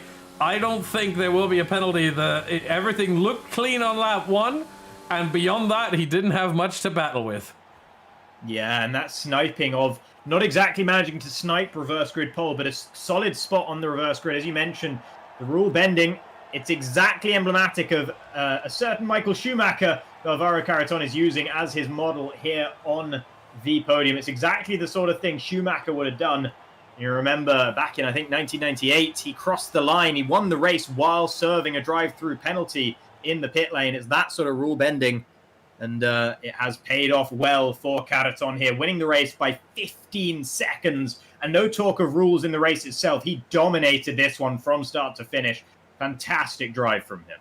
Yeah, certainly. And Ulas Yildirim as well in P2. What a job to hold on to that position. He did ultimately lose it to Donoso, who was, of course, stuck with a 6-second time penalty there. But... yeah, it was still a great defense there. And we get the standings very, very quickly here into the chat. So Team Hungary with a P3 podium finish and a P5 from Sabakoni and Puki are still leading at 113, 11 points ahead of the rest of the world team. Josh Idowu gets a P7 here. I think that may be that the rest of the world team was actually leading after round 4, and now Hungary has taken back the lead. Netherlands down in 3rd with 99, Spain 4th at 95, Italy 5th at 84, and we now leave the session. 6th is Finland with 73, and we are waiting for the other teams' standings to come in. Poland is 7th at 64 points. They obviously had a pretty decent result last race, or the first race in Azerbaijan. Here, not so much. And yeah, I think P8 should be posted rather shortly. The Future Esports channel, the guys running that being so kind to post that for us there in the chat. We're working on something to bring this to you in a bit of a different format, but we weren't able to get that all set up in time. So it's going to take probably 1 week until we can show you that in a little bit of a better format, as the drivers are setting up a new lobby. And we will be right back after some more words from our partners.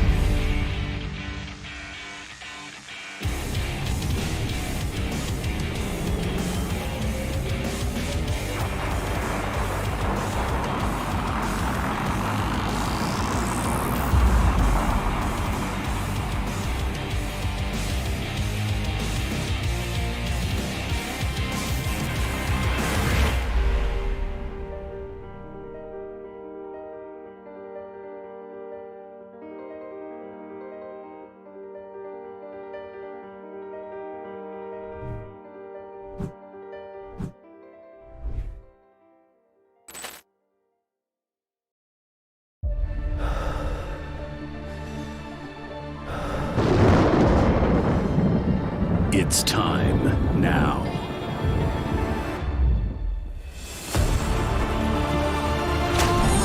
Your blood is burning.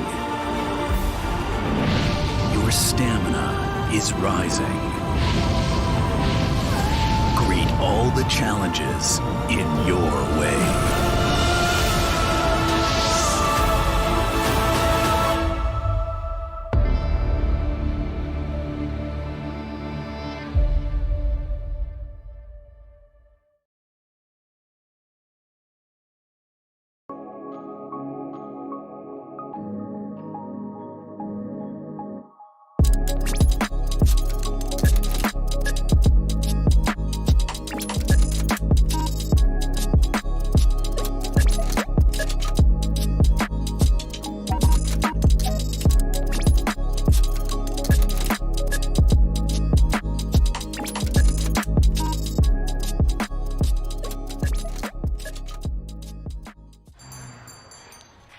What will you like today?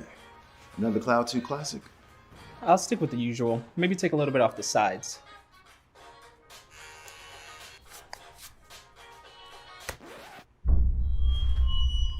Oh, that's fresh. The HyperX Cloud 2 Wireless. Legendary comfort goes wireless. Hey, watch your head.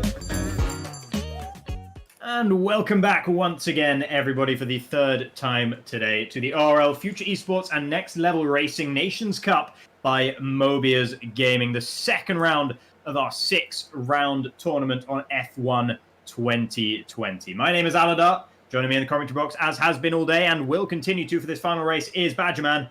And we are about to bring you the qualifying and race at the Chinese Grand Prix for our third and final race of the day. I'm looking forward to getting into that in just a few moments' time. We're just waiting now for the lobby to get set up. Yeah, let's quickly look at the format for that round 6. It is going to be, once again, a short qualifying, 18 minutes, one session, no Q1, Q2, Q3. You know the drill by now if you've watched any kind of league racing. Usually, they always use that short 18-minute qualifying session, followed by a 25% race around China, which will amount to 14 laps for the drivers. And I've alluded to it a little bit during the Hungarian Grand Prix. The soft tire doesn't really last that long. It is a 14-lap race. The soft tire lasts 7 maximum.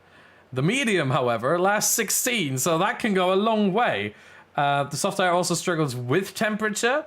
It overheats very quickly. However, it is, if you keep it in good shape and in temperature, in fresh condition, 1.4 seconds a lap faster than the medium. So big risk, big reward if you can keep it in check. Let's quickly look at the track itself as well. We see it in the top right there, the Shanghai International Circuit. Most of you are very familiar with this track indeed. One of the longest straight there on the back straight. You see it at the very bottom of that track map. And of course, the 2 snail corners, turns 1, 2, 3, 4, and turns 11, 12, and 13 there in the very top and the bottom right of the track map. A great sneaky overtaking opportunity there in turn 6. That is at the very top right of that map. And yeah, I think it's going to be an interesting one. We hope it won't rain there, I think for pretty obvious reasons. But it is a track where it's quite easy to overtake, obviously into the hairpin of turn 14. Certainly a great opportunity right there.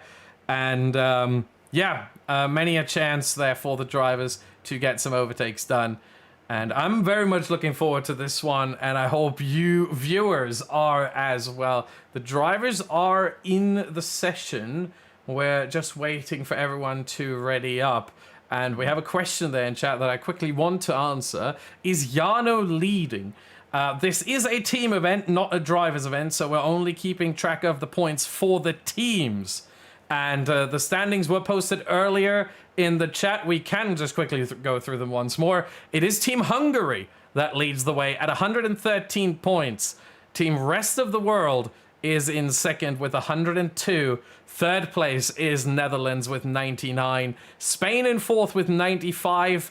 Italy fifth with 84. Finland sixth with 73. Poland seventh with 64. Team Europe in P8 with 43. Turkey ninth with 39. And last but not least is France with 35 points. That is the standings right now. You heard the little beeping there again. The drivers were ready, but for some reason someone changed the track from China to Netherlands and then changed it back to China. I think that may be a message by the lobby host. I'm not going to say who it is, but I think they might be fancying a little bit of Netherlands more than they want to race to China. Well, actually, I can tell you what actually happened, and that's that Floris Vyers left during the countdown, so they had to abort the countdown. Not enough drivers unreadied up. There are only 19 drivers. We now have all 20 drivers back in the lobby. And speaking of Floris Vyers, he will be taking the place of Matthias van Erven alongside Jarno Upmeer for the Dutch team here. We are now loading into the session, so we will show you those drivers. We'll get to understand those teams once we get into qualifying, which we'll do so in just a few moments' time. But before we do that, just take a look at this quick little video here.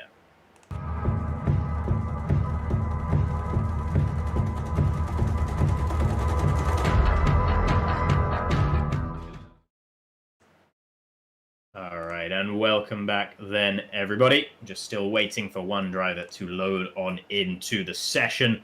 But the Shanghai International Circuit, it's a circuit I like very much. You mentioned earlier overtaking opportunities, particularly into the hairpin.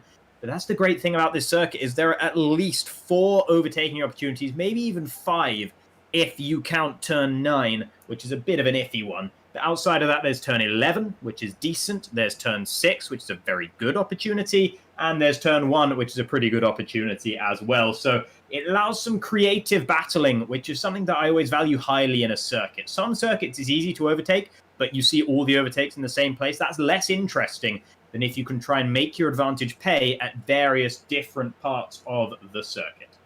Yeah, and it pays off as well here to potentially go for a slightly higher downforce setup than you usually would, because you have just so many opportunities where you can get a little bit creative and just try something different than you normally would.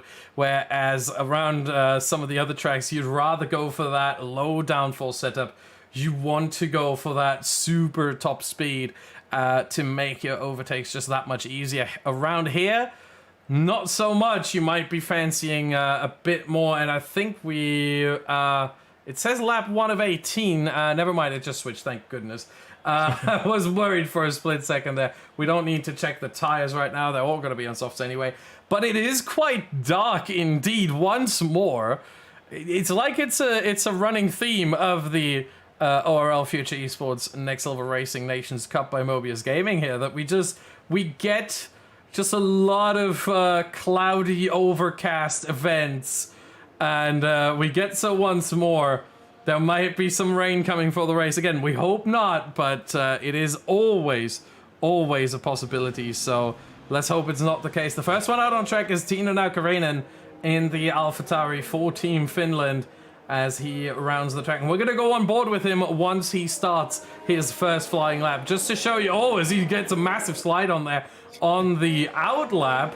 That is not how you want to warm up these tires. They get pretty warm all by themselves. I've mentioned it before. They only last 7 laps, and they do struggle with temperature in terms of keeping them cold enough or cool enough, but they certainly don't struggle with getting them warm. That is for sure. Indeed, and many drivers out there on outlaps already. And Jorge Alberola, I did notice, was struggling to load into the session. He left in the loading screen. He hasn't returned quite yet, so hopefully for Team Europe, Alberola will be able to get back here in just a few moments' time. I'm quickly going to do my best to run you through the drivers that have changed here for our third event of the day. We have Dario Yamulo coming in for Daniele Haddad, who participated in Hungary for the Italian team. Yamulo, who sat out at Hungary but raced in Azerbaijan, is now racing here in China. And who else do we have that's new? We have Floris Vyers, as I've already mentioned. He is replacing Matthias van Erven. And Kamil Komoni is coming in for Team Poland at the expense of Stahulets. And those are all of the changes, I do believe. Yeah, no more changes. Only 3 teams actually switching out some of the drivers. And here we are now with Tina Nakarina coming through the final corner. Let's go on board with the AlphaTauri. Here we go on the main straight. You get a pretty good one. This is a DRS straight as well, so a good overtaking opportunity. There's a car coming out of the pit lane, moving quickly out of the way for this first snail corner. Turns 1 and now 2. It tightens up a lot here, and the shortest run is the best. Turn 3, now turn 4. Turn 4 is flat out as you start to accelerate. Got to be careful that you don't spin the car. Turn 5 here, just a little bit of a kink, completely flat out. Turn 6, good overtaking opportunity. You can send it here quite well.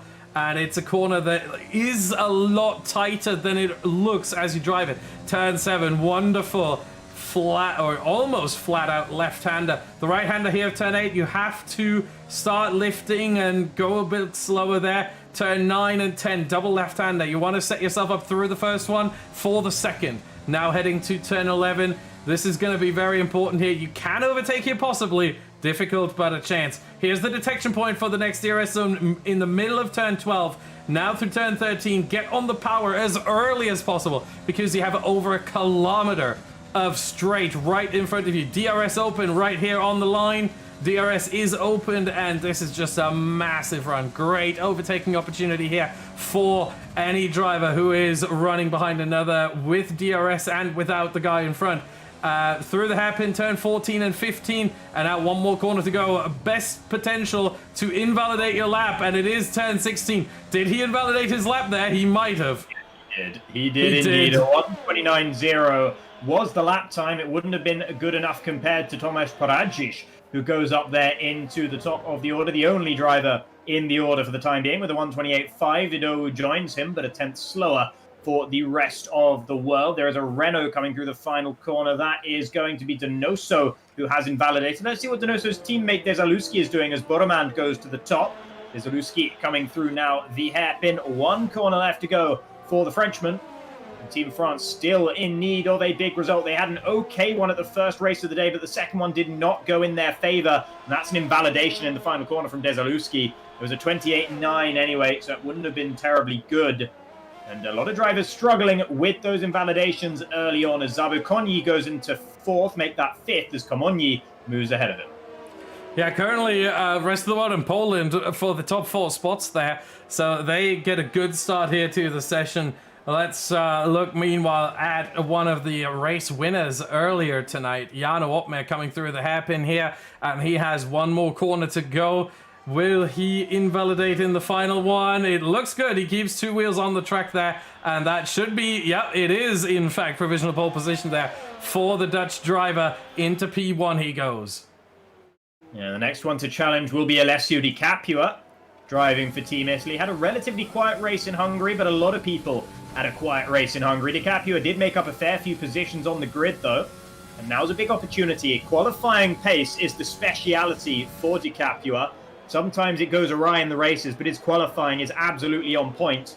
And let's see if he can live up to that here in China as he rounds the hairpin. 1 corner left to go. He hasn't invalidated. Will he invalidate in this final corner? No, he will not. He just holds on to the car there, crosses the line, and it's only good enough for P5 for the Italian. Ahead of Komonyi, behind Idowu, and I'm sure the fact that he almost lost the car in the final corner definitely lost him at least a 10th there. Yeah, I mean, at the same time, I think he's going to be pretty happy that he actually was able to finish that lap, not invalidate, and still get a decent time out of it. Of course, you want a bit more there, and you don't want to have that slide, but I think he'd rather take that slide and about a 10th or 2 lost than an invalidation and no time on the board at all. Absolutely. More than half of the field have fallen prey to those invalidations, so just getting that lap time on the board, as you mentioned, definitely a big boon for those who have managed it. Even Samuel Valentin, who's sitting in 9th and last of those who have set a time, a second off the pace, is still on the board, and that is very important right now. It may well gain him a few positions on the grid if people continue to invalidate. Now let's take a look at Floris Vaers, the Dutchman, ex-F1 esports driver for the likes of Haas. Let's see, and I think Racing Point as well, actually, driving in a Mercedes, of course, at this race for the Dutch team as he enters turn 1 there. Nice and committed, keeping it really close to the right-hand side of the circuit, not letting the car drift out wide whatsoever. There are multiple different philosophies you can take through that first corner, and Viers is all about taking the shortest possible route through turns 1, 2, and 3, now through 4 and 5, and towards the hairpin of 6, braking hard here. A little bit of a lock-up on the inside, but that's not going to cause any issues. Avoiding the curb on the exit means you get a nice smooth run on the power towards turn 7, which is easy flat, and then on the exit towards turn 8, where you start braking. It's a curved braking zone now for turn 9. Very tricky to get on the power here, very slippery, but he's made it without any issues, using all the road on the exit of turn 10. Now down into the braking zone of turn 11. It looks to have been a good sector 2 time there. The track lit up purple, though sometimes that can lie to you as he heads through turn 13, the very, very long right-hander. Let's see, what is Floris Viers doing? His lap time is okay. It's on track to be somewhere near his teammate. He's about a 1/10 of a second off in the first 2 sectors. So let's see how, if he can nail this final sector, he might move up to the very top of the order. Let's see, the hairpin. Ooh, a little bit wide maybe on the exit of the hairpin. That might have just cost him half a 1/10 or so. Now, the final corner itself, avoiding the invalidation, but cutting perfectly. Very smooth there from Viers as he crosses the line. Oh, and he did lose time there in that final sector. Only good enough for 7th. Yeah, it looked pretty good for the first 2 sectors, and then that happened. You mentioned it. He just ran a little bit wide there, and you don't want to run too wide. Of course, at some point an invalidation would happen, but more importantly, you just lose so much grip on what is the beginning of another acceleration zone that isn't super long, but it certainly is long enough to cost you a little bit of time down the road. And we see exactly that right there. 2/10 lost just in the last sector alone. If he can find that time in his next runs, then he might be on for a pretty good start here. I would say the top 2 rows certainly possible for Floris Viers. This is a good lap for Tomasz Poradzic right now. He's a couple of tenths up on his own best time. He's about a 1/10 of a second ahead of Jarno Otmir through the second sector there. And this could well be to the top of the order for the Polish driver. He looked very strong in qualifying in Baku. We were expecting that. Here in Shanghai, it's a different story, but he's looking good for now.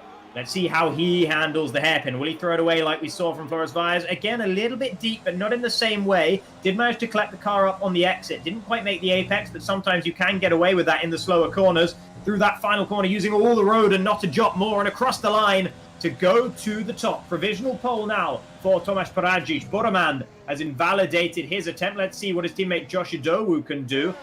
He's not really getting a slipstream. He could be getting a slipstream from his teammate, who has invalidated his own lap, but Boromand isn't really stopping to let Idowu get the best slipstream he possibly can. So let's see, through the hairpin for Idowu now. The Welshman nails it through there. No trouble whatsoever for him as Di Capua gets one out of the way on his outlap. And Idowu's decided that lap isn't good enough either, so he's heading back into the pits to join his teammate.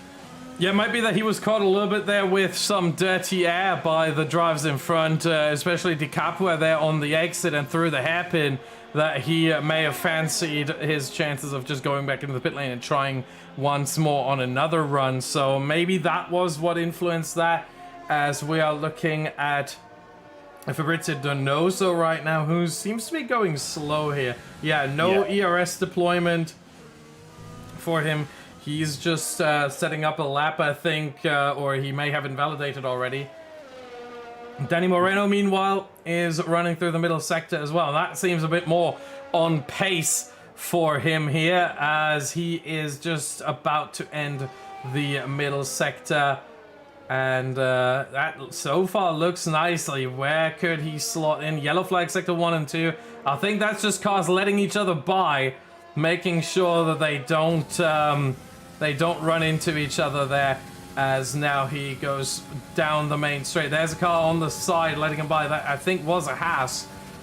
And now through the hairpin, 3 more corners to go. 2 real corners, let's be honest. Turn 15, I wouldn't exactly count as a corner. And turn 16, invalidation central. Can he do it? He stays on track. What's the time going to be?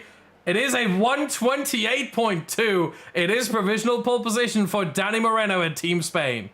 And he did all the work there in Sector 1. He gained a 10th. Everyone is in the 23-3s. He was in the 23-2s. He found an extra bit in that first sector that no one else has been able to locate thus far in this qualifying session. Now his teammate Caraton is entering the hairpin.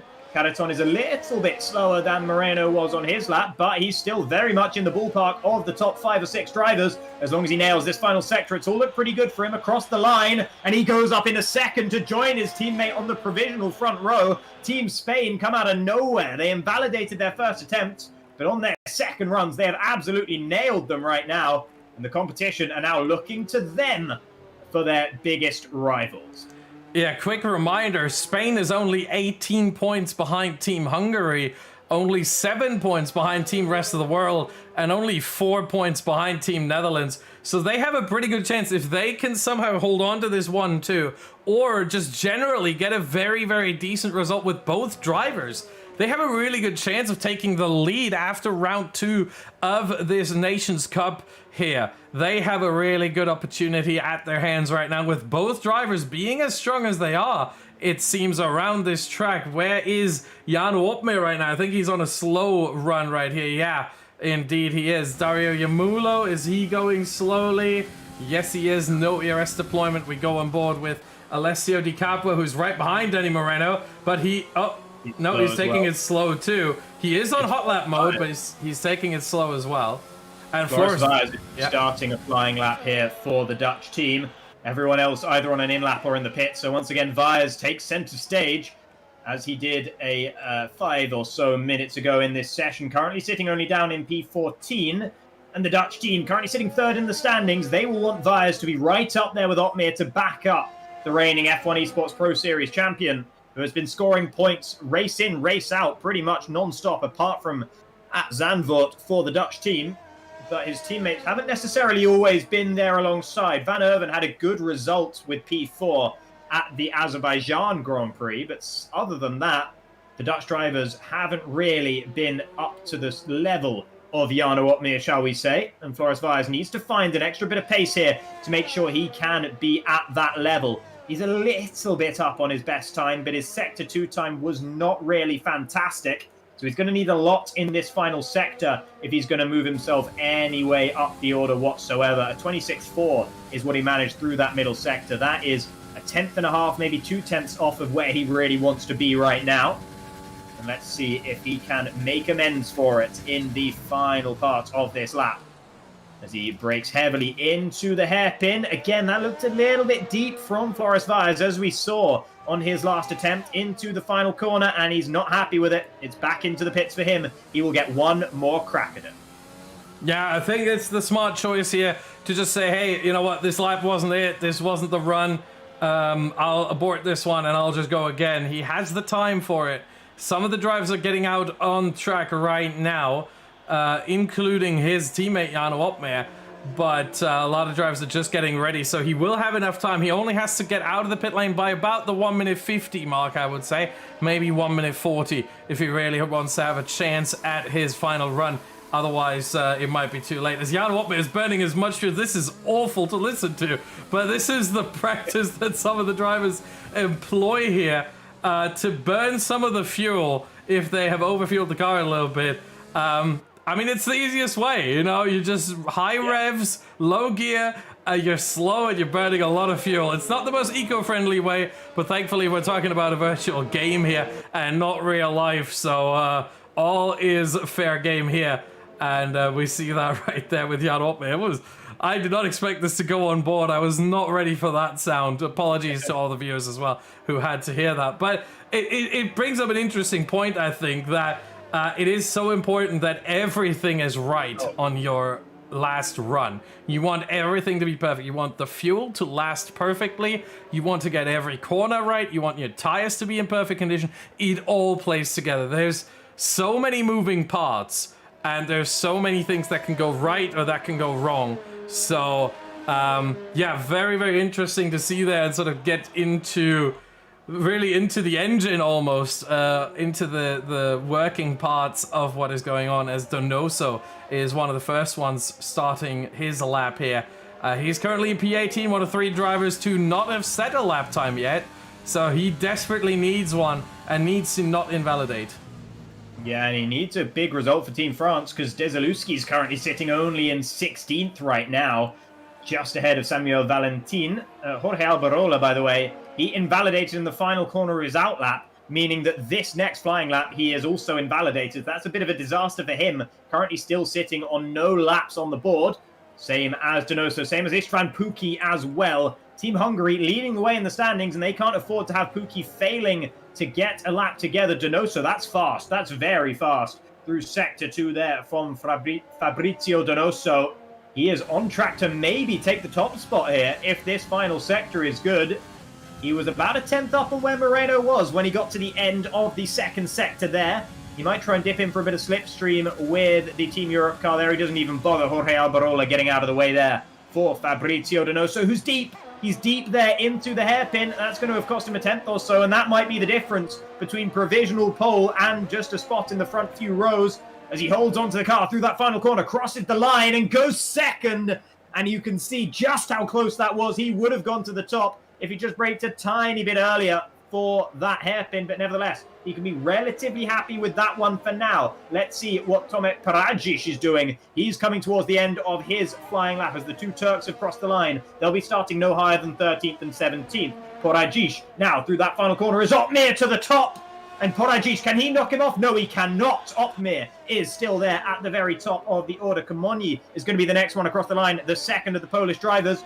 Let's see what he'll be able to do. He knocks Paradzic off of the front row and goes into second. Incredible stuff from Kamil Komoni. Now Jabo Koni crosses the line. That's only good enough for ninth, but that's something for Team Hungary right now. Samuel Valentin, his qualifying is over. Josh Idowu coming to the line. It's disappointing thus far. It's up in a sixth. That's a little better for him, but it's going to fall back down when Boromand comes across the line because he takes provisional pole by 1,000th of a second. Now it's up to the Spaniards. They were dominant in the second phase of this qualifying session. Can they do it here in the final moments here as Moreno crosses the line? It's only third for him, and Caraton has already crossed and he'd invalidated. And with that, I think they might just have it. Kalpanen's backed out. Yemulo's pushing. He's only good enough for 11th.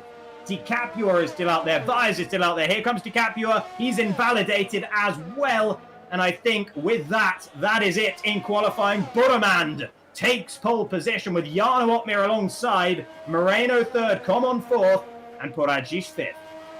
Yeah, rest of the world, Spain, Poland, France, all doing fantastically well. And I think the one team out of those four that needs it the most is Team France. They are currently last in the standings, surprisingly. I mean, we looked at their lineup before the event and we saw Nicolas Longue, we saw Fabrizio Donoso, we saw Antoine Desaluski, and we thought, well, I mean, this is a fantastic team. This is a team that might challenge for potentially the win, the championship here, the whole Nations Cup, and to see them all the way down in 10th with only 35 points, really, really surprising. So great to see them finally getting a bit of good luck here and having a really good run. Now they just need to turn it into points in the race, but certainly a good opportunity for them. P6 and P9 with Donoso and Desaluski. Poland as well, they're sort of in the middle of nowhere. They are 20 points behind P5 Italy, and they are 21 points behind P8 Team Europe. The only team they're sort of battling with is Finland, that's 9 points ahead of them over 6th place. But again, we look at the caliber of Poland, and they surely as well are at that point where they can make something happen. And this might be their opportunity to move further up the order and close back in on the top 5. Absolutely. I've been particularly impressed with Kamil Komoni, who has been showing up big time in a field of very experienced and very fast drivers. 5 drivers within 1/10 of a second of each other. We couldn't be more excited. We couldn't have a better stage set for the race here in China. We'll be there in a few moments' time, but for now, just take a look at these quick messages.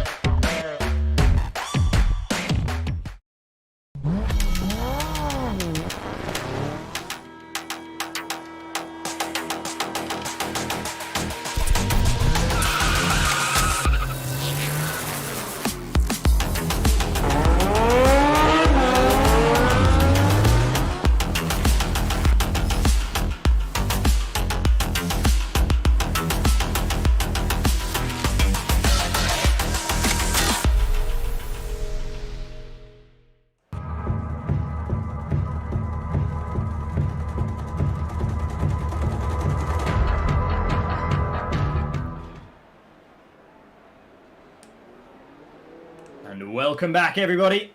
Hope you enjoyed those messages, and we hope you're about to enjoy this race alongside us. My name, Jacob Hancock's also known as Alda, and alongside me, Austin Smith, also known as Badgerman. And we are here for the third and final race of Event 2 of the ORL, FuturEsports and Next Level Racing Nations Cup by Mobiuz Gaming. And the stage is well and truly set for the race here in China. 5 drivers within a tenth of a second in qualifying, 1,000th separating Burremand and Opmeer at the front.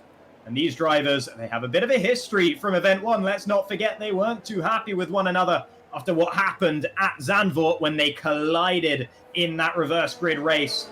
They are 2 of the fastest competitors we have in this tournament, and they are starting on the front row. It's a formidable front row with Moreno in third as well. He has been very solid.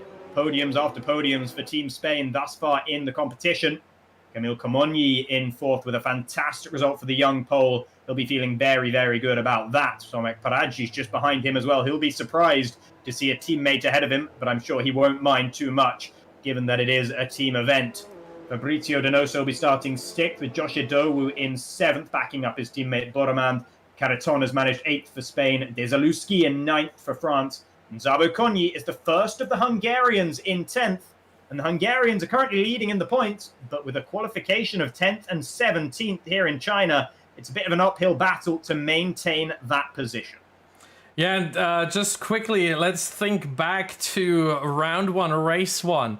Who were the 3 drivers finishing on the podium? It was Jarno Opmeer, who's currently starting in second. It was, of course, Danny Berezny, who won, who isn't here tonight. But it was also Barry Borman in third. So 2 of the 3 podium sitters there are in the top 3 spots here. The same is true if we think back to Britain. It was Jarno Opmeer who won there, and it was Danny Moreno who finished in third as well, with Danny Berezny, I think they're being second. So we see all 3 drivers with plenty of experience on the podium. Will they be able to translate that into a podium in this race? We'll have to wait and see as the drivers are now lining up on the grid. Of the drivers outside the top 10, only Chanakinchi has opted for the softs. Everyone else going for those medium tyres. Keep an eye out for DiCaprio as well. He's out of position. He's a fast driver down in 15th. But for the most part, keep your eyes glued to the very front of this race, because it's going to be a titanic battle as the lights come on. And Burremand and Opmeer lead the field away, with Opmeer getting the slightly better start of the 2, and he's already going to be looking to get up the inside in towards turn 1. They make contact already. Burremand is pushed a little bit wide there, and Opmeer is up the inside and into the race lead. Burremand trying desperately to hold it around the outside for turn 3, but he cannot do it, and now that leaves the door open for Danny Moreno to try and go around the outside of him. The Iranian loses 2 positions off the start, and now Camille Comonyi might be close behind him, but no, the Pole's not in a position to take advantage. Burremand's not done yet. He sends it back up the inside of Danny Moreno as there's yellow flags further back. That's Jorge Alberola, who's fallen by the wayside. It's been a poor start for Puki and Yildirim as well. There's Aluski's losing positions. That is DiCapua, who's lost it on the exit of turn 6. But at the front, it's all calm, with Opmeer leading from Moreno and the unfortunate Burremand. Yeah, massive battle there already. Borman losing out initially, but this is all far from done. 14 laps in this race. We see here a predicted pit stop strategy. We expect the soft runners to come into the pit lane by lap 4, possibly earlier, because the soft tires do not last very long. So we could see some pit stops lap 3, lap 2, potentially even at the end of this lap, at the end of lap 1. Certainly a possibility. We will see what they do, as here goes Moreno for the move on Opmeer. He's got it. Nicely done there by Danny Moreno. Further back, the poles are swapping positions, but that's probably amicable between Comonyi and Paradzic.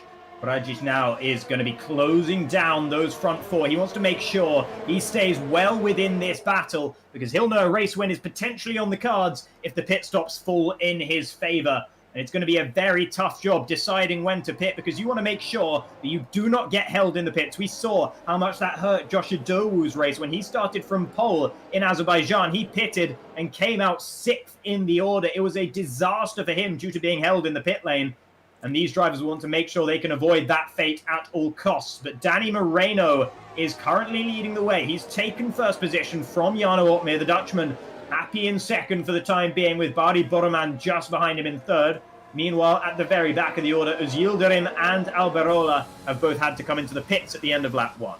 Yeah, not just that. There's another car at the back of the order right now. It is Antoine de Zalewski, but he's not there because of any on-track issues. He had his game crash, so he disconnected from the session. He is not in control of his own car. Let's hope he can rejoin, but that is another massive blow to the French team here.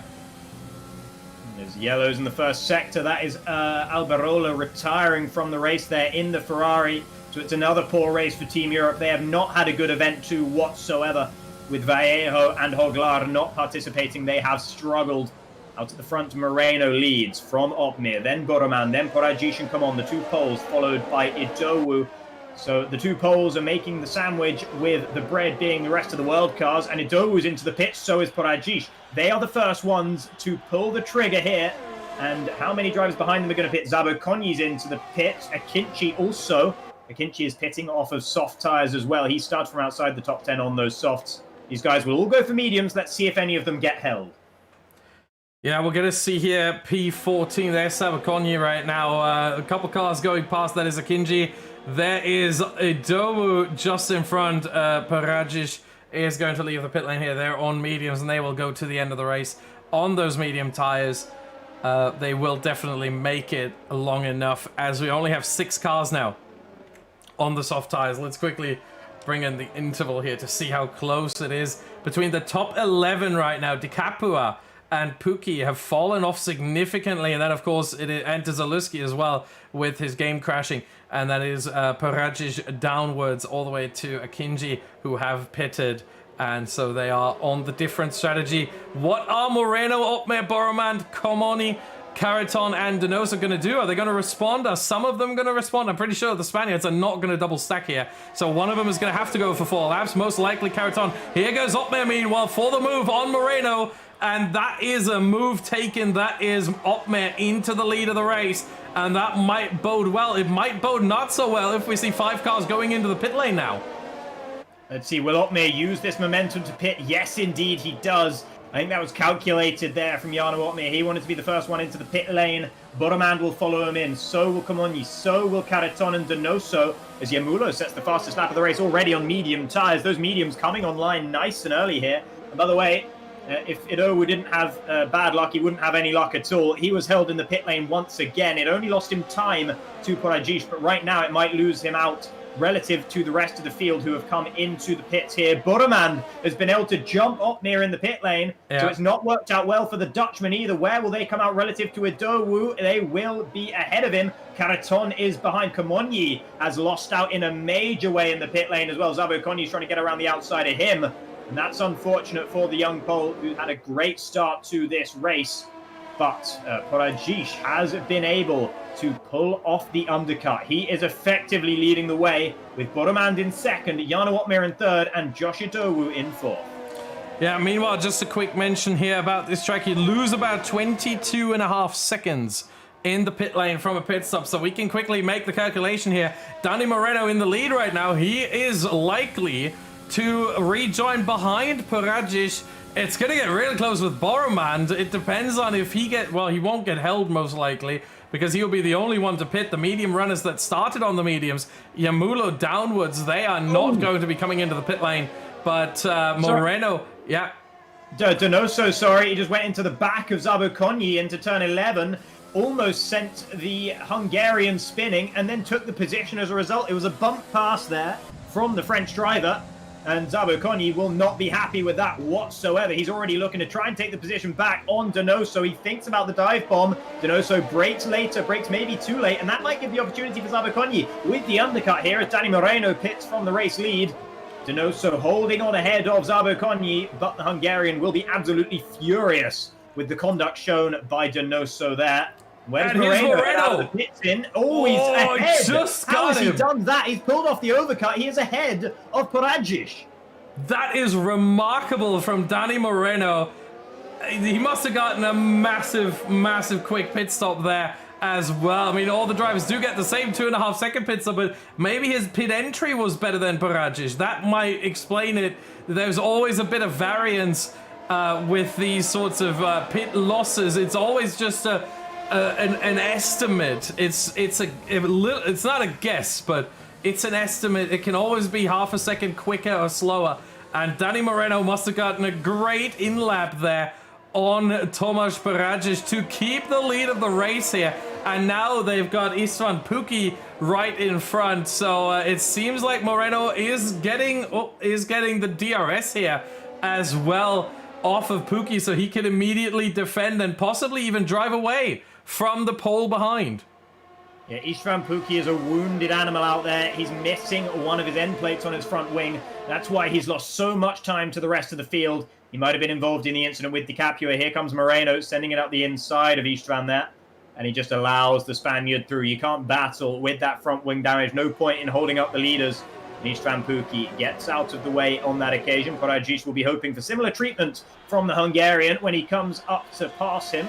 Out at the front of the race, it is Yemulo leading from Floris Vyers. These are the guys on the contra strategy on those mediums at this stage. Then the two Finns behind them, then Samuel Valentin, who has stuck with them. DiCaprio and Pukki have fallen well off the back of these battlers, though, as Paradzic isn't having it all his own way in the battle with Pukki. And Buraman might be looking to get a bit interested in this one as well. Pukki goes defensive in towards turn 6. Paradzic goes for the undercut. And oh my goodness, Buraman almost got up the inside of both of them there. Didn't quite have the angle for it, but he's got a better run out of the corner than Paradzic.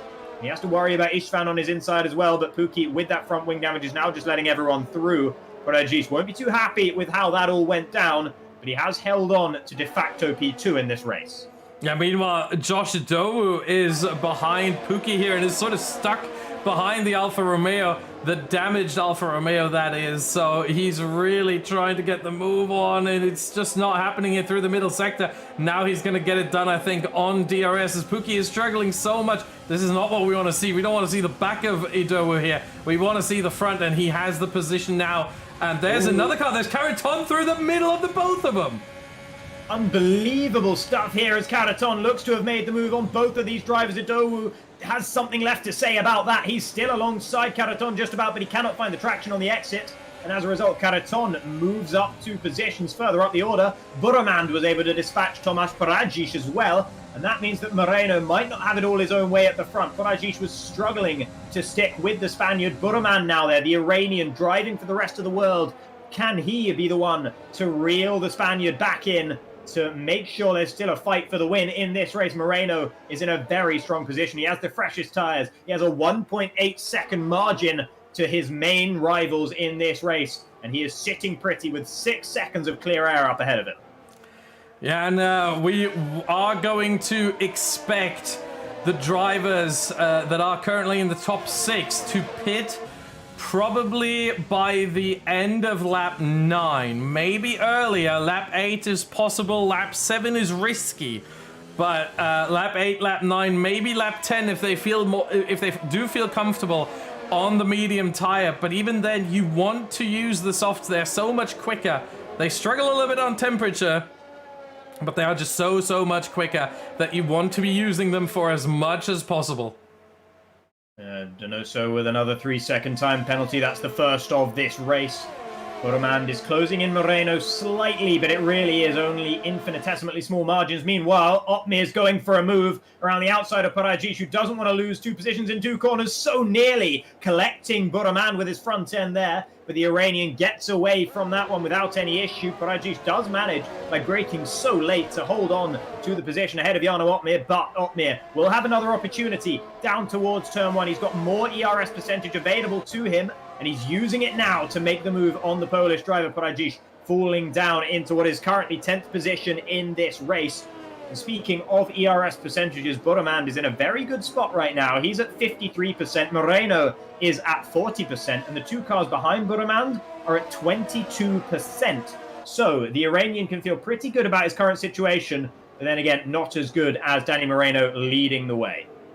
Yeah, and a 15% difference there in ERS is not going to make Barry Burremand gain a whole second on track, which is what he needs to get back into the DRS range right now. The gap between Moreno and Burremand right now, 1.9 seconds, so it's not enough there for Burremand to get close. He's going to have to find some other way, and considering when Moreno pitted We look at the tires right now. Moreno's are 1 lap fresher, so that advantage is going to negate any possible ERS battery advantage that Borman might have.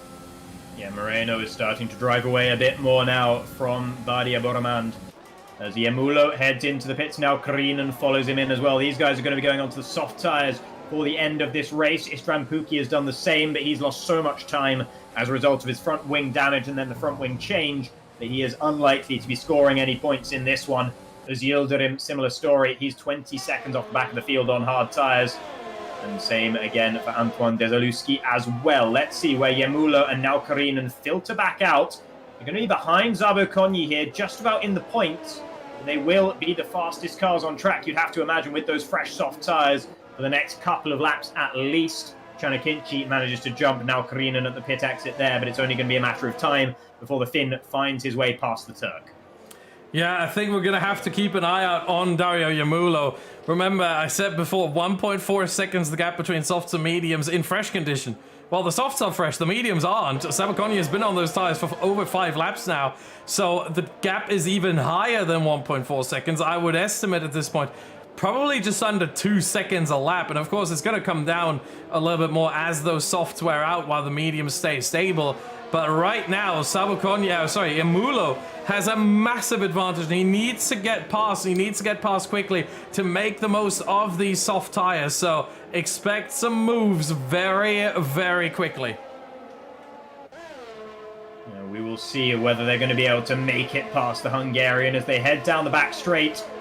Monyi is also getting pretty close to the back of Idowu, who doesn't have DRS. But right now, Yemulo is pulling alongside Zabo Konyi. Into the braking zone we go.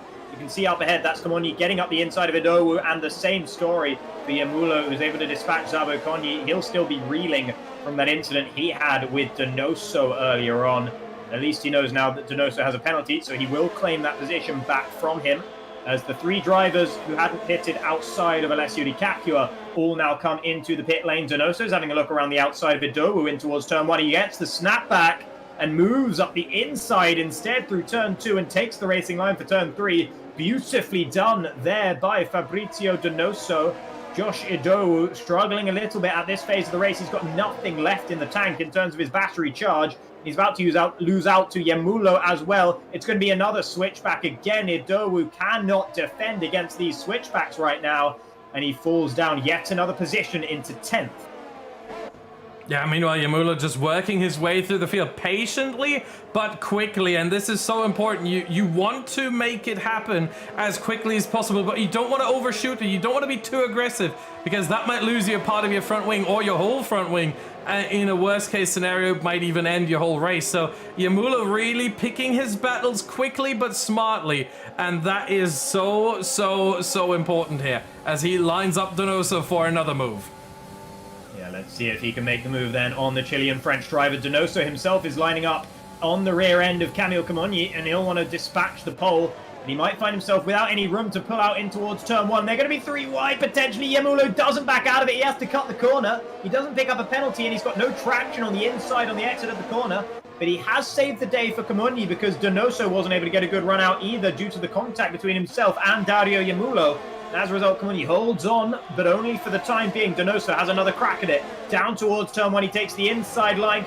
Might find himself vulnerable to Yemulo, and Yemulo's trying to take both of them. There's contact between himself and Donoso. Donoso didn't shut the door in time, and the Italian has the outside. This is going to be better traction for Yemulo on the exit of turn 3. Through turn 4 we go, then turn 5. That's the kink just up ahead. It's going to give Yemulo the inside line for the braking zone of turn 6. And what a moment there for Dario Yemulo as he makes the position stick on Donoso and Kamonyi. And he has cut his way up through the field like a hot knife through butter. Now Karinen trying to emulate him further back as he dispatches Idowu. But Yemulo is in a very good position to score some much-needed points for Italy, with Di Capua already down in 16th after a disastrous race for him.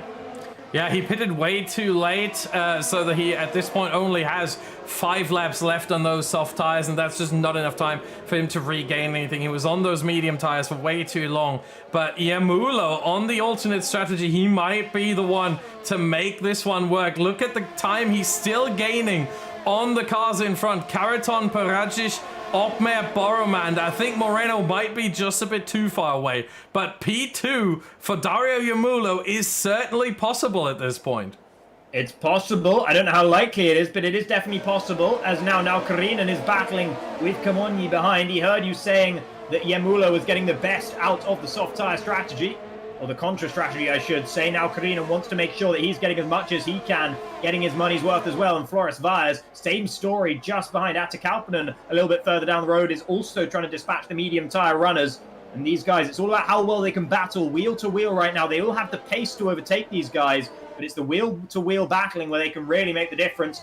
Floris Vyers does manage to make the move on Kamonyi, who had a bit of a four-wheel drift on the exit of turn 3 there. No chance of him fighting back against the Dutchman. Vyers now into the top 10. Team Netherlands need that. Opmer currently running around in third. But he's very, very close behind Bari Boromand right now. Both have plenty left in the tank in terms of their battery charge. And that is one big proviso here, one big issue for Dario Yamulo, an asterisk that you have to apply. Because to get P2, he'll have to pass 3 or 4 drivers, all of whom have about 50% battery charge. He himself, he's sitting on between 13 and 6, depending on whether he's been in a braking zone recently or not. So he needs to charge out that battery a lot before he can really think about starting to make too many more moves. Yeah, he's not doing so. We are on board here. We see the disable button. That means he's currently on the overtake.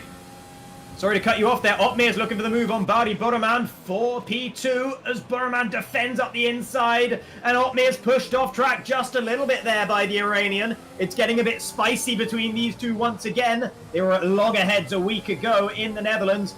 And hopefully this doesn't end in tears as we run down towards turn 1. Boromand already going defensive, signaling that he does not want to allow Jarno Opmer through. And Opmer tries to dive it around the outside. There's the ghosted car. If there's a Luski up ahead, that's going to be a distraction, but nothing more if they drive clean through it. Boromand trying to get the switch back through turn 3, and that is beautifully done from Bari Boromand. He reads Jarno Opmer like a book, but on the exit, Opmer still has the traction to continue the battle with the Iranian. Boromand, he'll have to go around the outside. He brakes later. Opmer gets off the brakes and they make contact. It's clumsy from Opmer, and it's Boromand pushed well out wide, and you gotta feel that that was personal from Jarno Opmer as he moves himself up in a second. Porajic is able to pounce on Boromand and move into third as well. Karaton is the next one up for the Iranian to try and defend from, and this is good news as well for Dario Yamulo, but Jarno Opmer, that was a bit much. Yeah, that was certainly a very strong move at the very least, and I think it will land on the steward's table. Whether it warrants a penalty or not, we are not going to decide that. We're not going to get into that. The stewards will probably have a look at that one after the event, and whatever decision they take, we will let you know next time around for event 3. But event 2 isn't over yet. Here goes Porajic on Opmer around the outside. Opmer tried to defend, but there wasn't really much he could do. The overspeed the Polish driver had was just way too much for him, and Porajic up to second place with only 1 lap to go. Yeah, and it's easy street out of the front with Moreno with all these guys battling. 3 seconds he's been able to build up now. And Jarno Opmer has nothing left. His ERS is so low. Same for Boromand in their battle with one another. They had to deploy both for the back straight and then for the main straight. Porajic didn't have to do that. And as a result, he's been able to absolutely mug Jarno Opmer down the back straight this time around as Alessio Di Capua retires in the pit lane for Team Italy. But yeah, that's why Porajic was able to make the move so cleanly on Jarno Opmer. It's all about the battery charge right now. And Karaton still has a lot left in the tank. He's got too much. It's the last lap of the race. And he's got 60-odd% to burn through right now.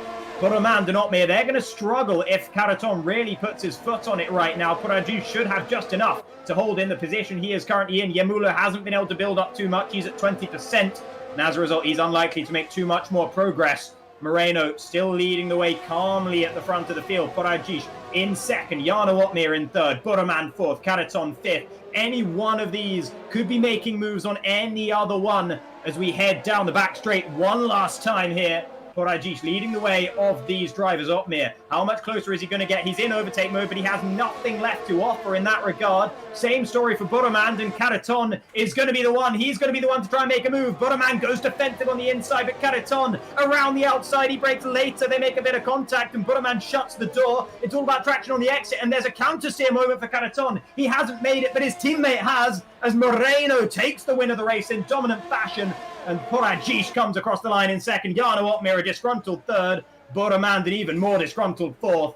And Karaton couldn't quite make the move at the end. He finishes fifth. Yemulo, great drive on the contra-strategy in sixth, with Naukarin and Kalpanen and Vyers all behind him on those soft tires as well. Kamoni just about held on in the top 10. Ido will be disappointed with an 11th place finish here. Samuel Valentin, he'll be delighted with 12th.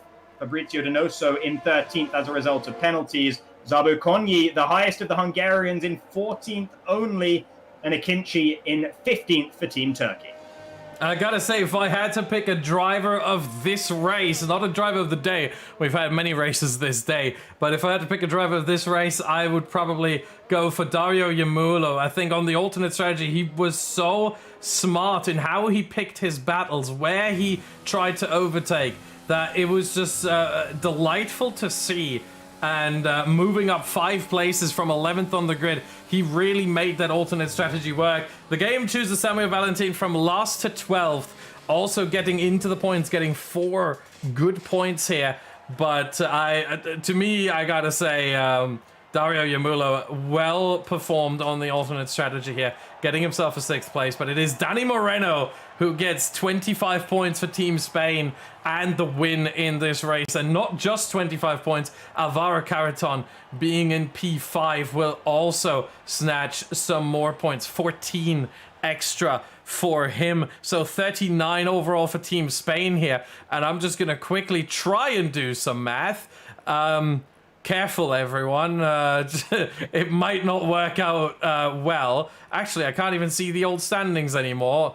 That's been so long since it was posted in the chat. But I'm pretty sure with Hungary scoring a total of 2 points, it seems. Yep. With Sabukonyi, I think Hungary are no longer the leaders. I don't think they can be. I think the rest of the world will have overtaken them. The Dutch might have overtaken them. And the Spanish might have overtaken them as well. It's going to be very, very close at the top of the order. And I got to say, my driver of that race, I mean, Dario Yamulo did a great job on the contra strategy, but for me, Dani Moreno was the standout performer in that race. It's not often you see a guy in a full esports field gapping at the lead of the race by 3.7 seconds when it comes to the line. It was no reverse grid shenanigans. He was helped out a tiny bit by Istvan Pukki holding up Porajish for a little bit. But his overcut that he pulled was magnificent, and from there, he never looked back. He always had the pace on the rest of the field. His fastest lap was so much faster than everyone else on the same strategy. For me, Dani Moreno absolutely bossed it that race. So congratulations to him and to Team Spain. Yeah, certainly a fantastic race from him as well. I mean, you mentioned it. The last time we saw someone drive away at the rate of 3.5 seconds or more at the end of the race was in Budapest. Of course, we had Rain there, and we had a second place at Ulasas Yildirim, who, made sure that everyone else wasn't able to get past. But here, everyone was driving in dry conditions. We had Tomasz Porajic, we had Jana Opme, we had Barry Burman, we had the best of the best trying to chase after Dani Moreno, and they just were not able. And then ultimately, in the end, obviously they got tangled up a little bit in their own shenanigans and their own battles. And as such, they weren't able to keep up with the Spaniard who went on to win the race. And there we have the standings after the second event. And it is Team Spain that will go into event 3 as the leaders with 134 points. It will be Team Netherlands in second at 124. Remember, after round 1, how much down the order they were. They were 18 points behind the leaders. They were in 4th place, and now they're in second, 10 points in absolute close distance here to the Spaniards, but also in very, very close distance to the rest of the world, because they're in third, only 1 point behind Netherlands at 123. Hungary, of course, have lost out a little bit here. They're down in 4th at 115, but certainly within striking distance as well. Italy 96, Poland recovering quite well. They are in the battle for sure at 91, tied with Finland at 91. And then we have our bottom 3, unfortunately, Team Europe at 47, Turkey at 40, and France once again struck by bad luck. Dezaluski having a game crash. France down in last at 38. It's really not been lucky for them whatsoever. Indeed, it has not. And we are going to take a quick ad break here, I believe, before bringing you some interviews in just a couple of minutes' time. So stay tuned. Don't go anywhere. We'll be back in just a few moments.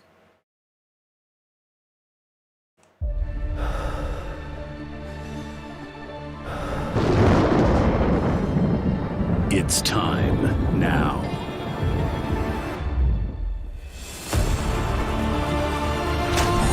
Your blood is burning. Your stamina is rising.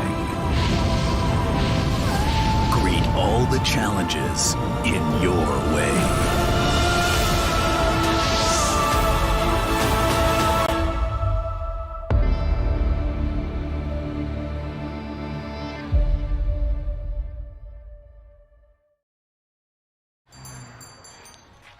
What will you like today? Another Cloud 2 classic? I'll stick with the usual. Maybe take a little bit off the sides.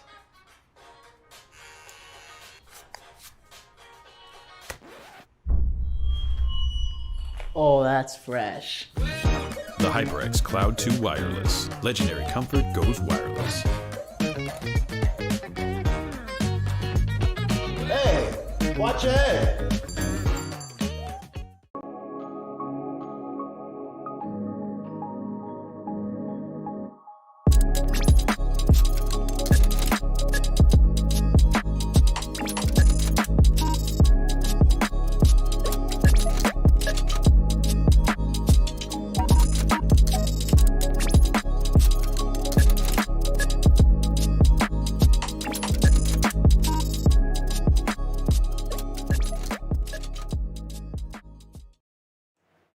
Welcome back once again, everybody, and we are here in the commentary box with a few interviews to bring you. We're going to start now with Danny Moreno, the winner of that last race of the day in China, in what was ultimately pretty dominant style. First of all, hello, Danny.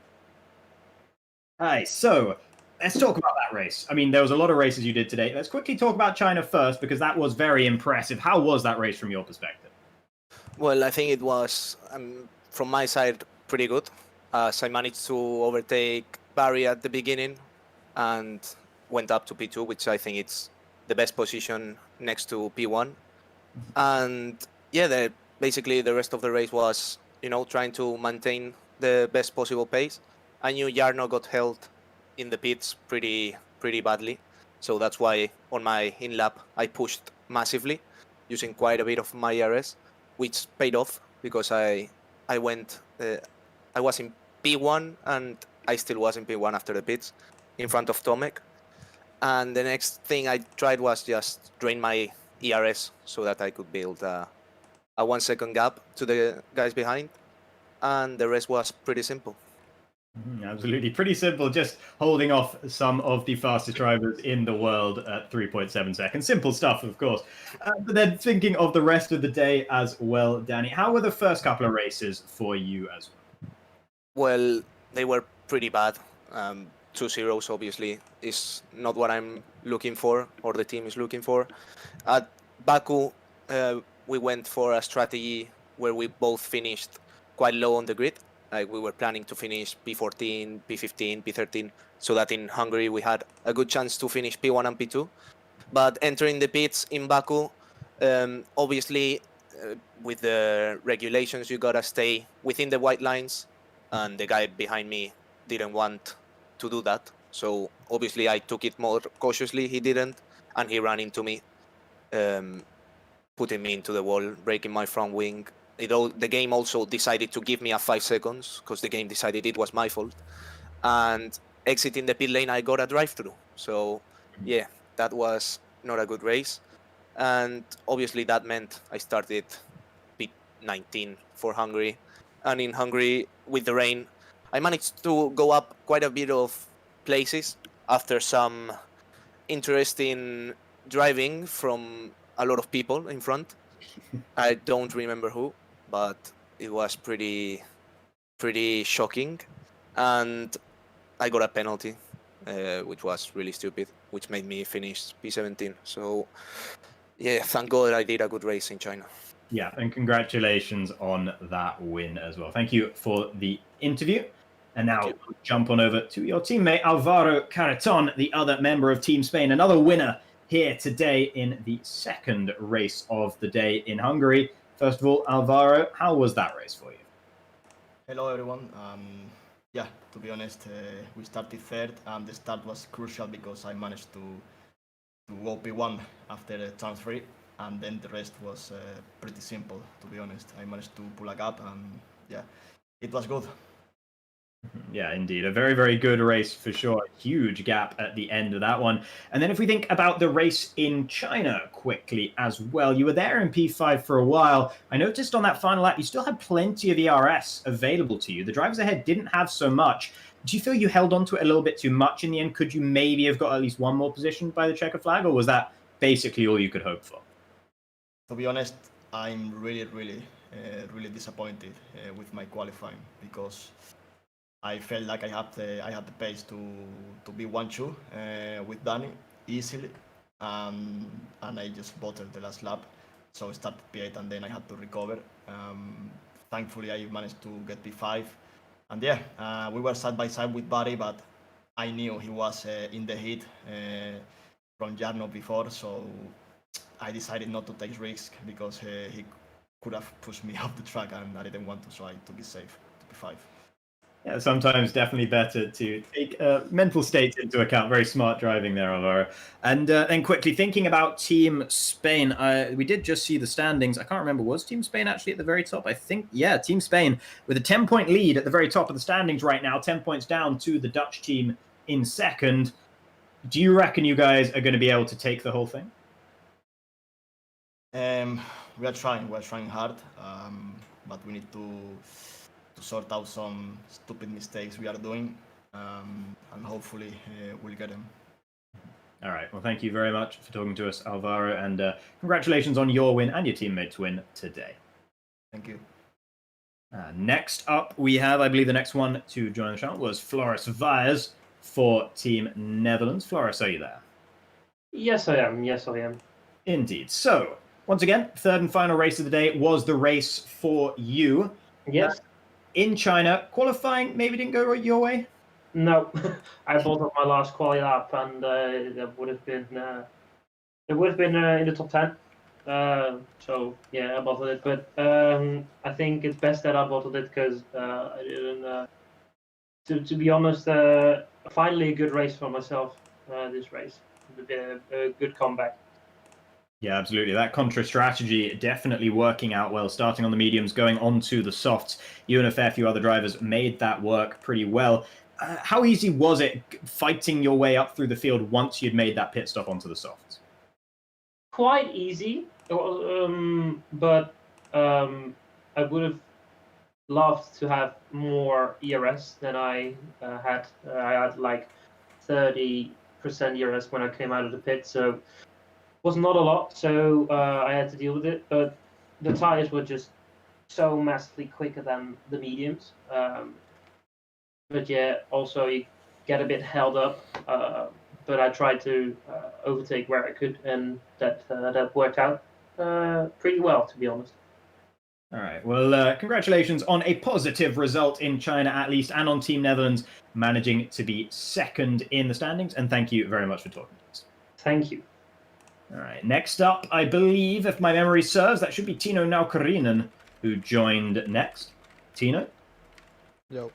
Hello. Hi. So, Team Finland, I'm trying to remember all of the results for Team Finland in this one. It seemed like it was just sort of a lot of middle-of-the-pack results. I remember, I think, 7th and 8th in China. That was a pretty good result for you guys. How are you feeling about the way the day went? Shit. no quality pace, and what can you do from mid-pack? I mean, me and Atte both got points in a race. What can you do?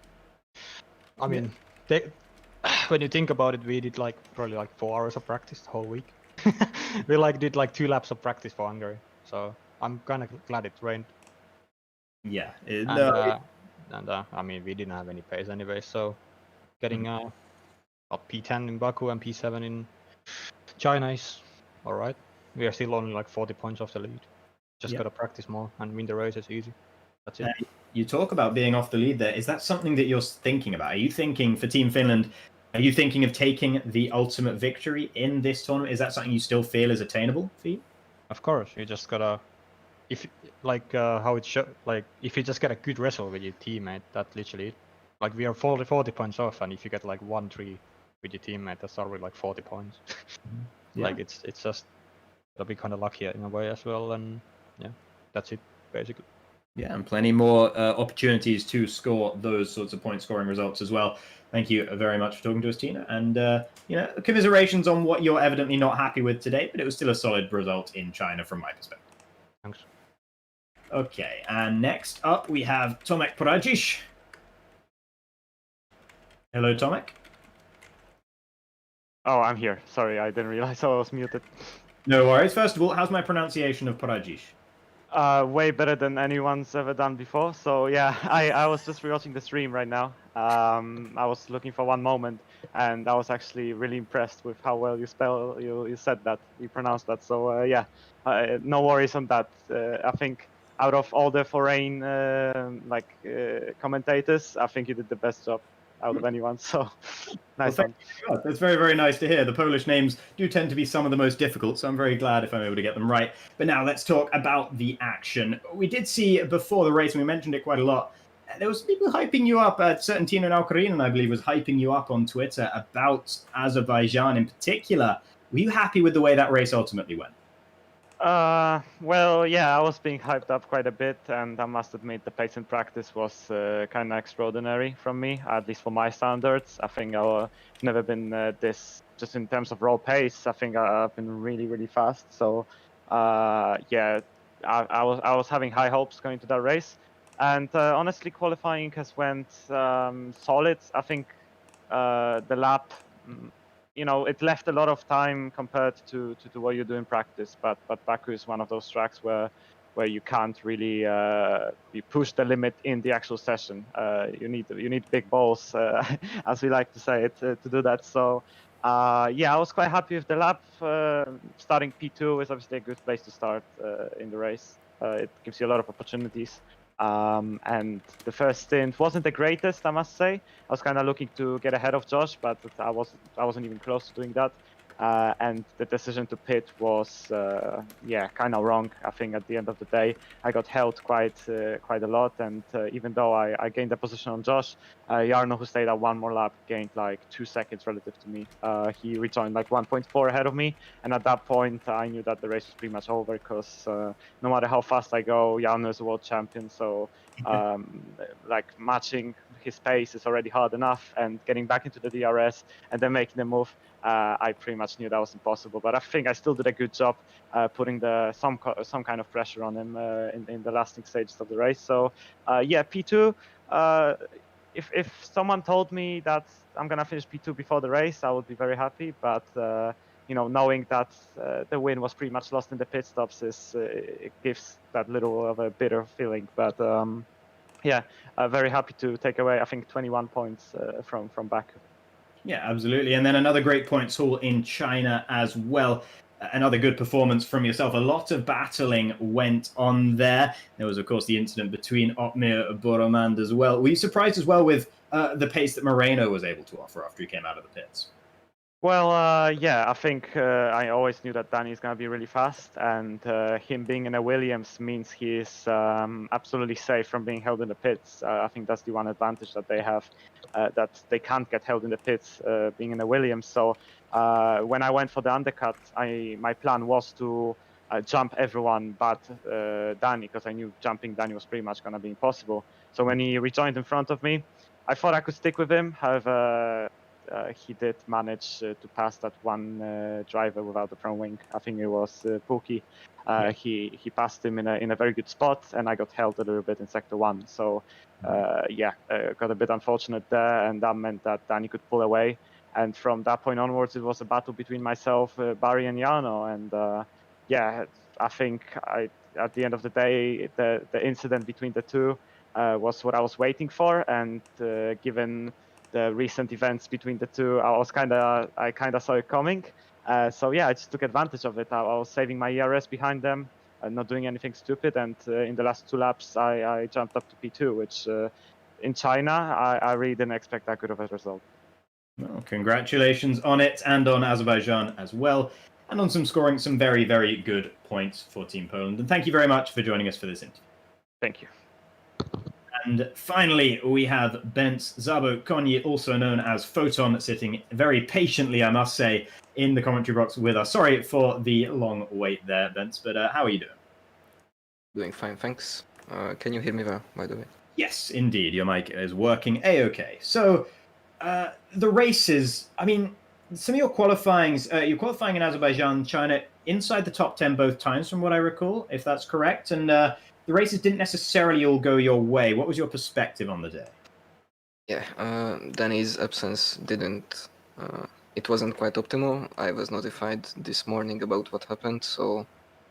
Yeah, I had to jump in for Hungary and China.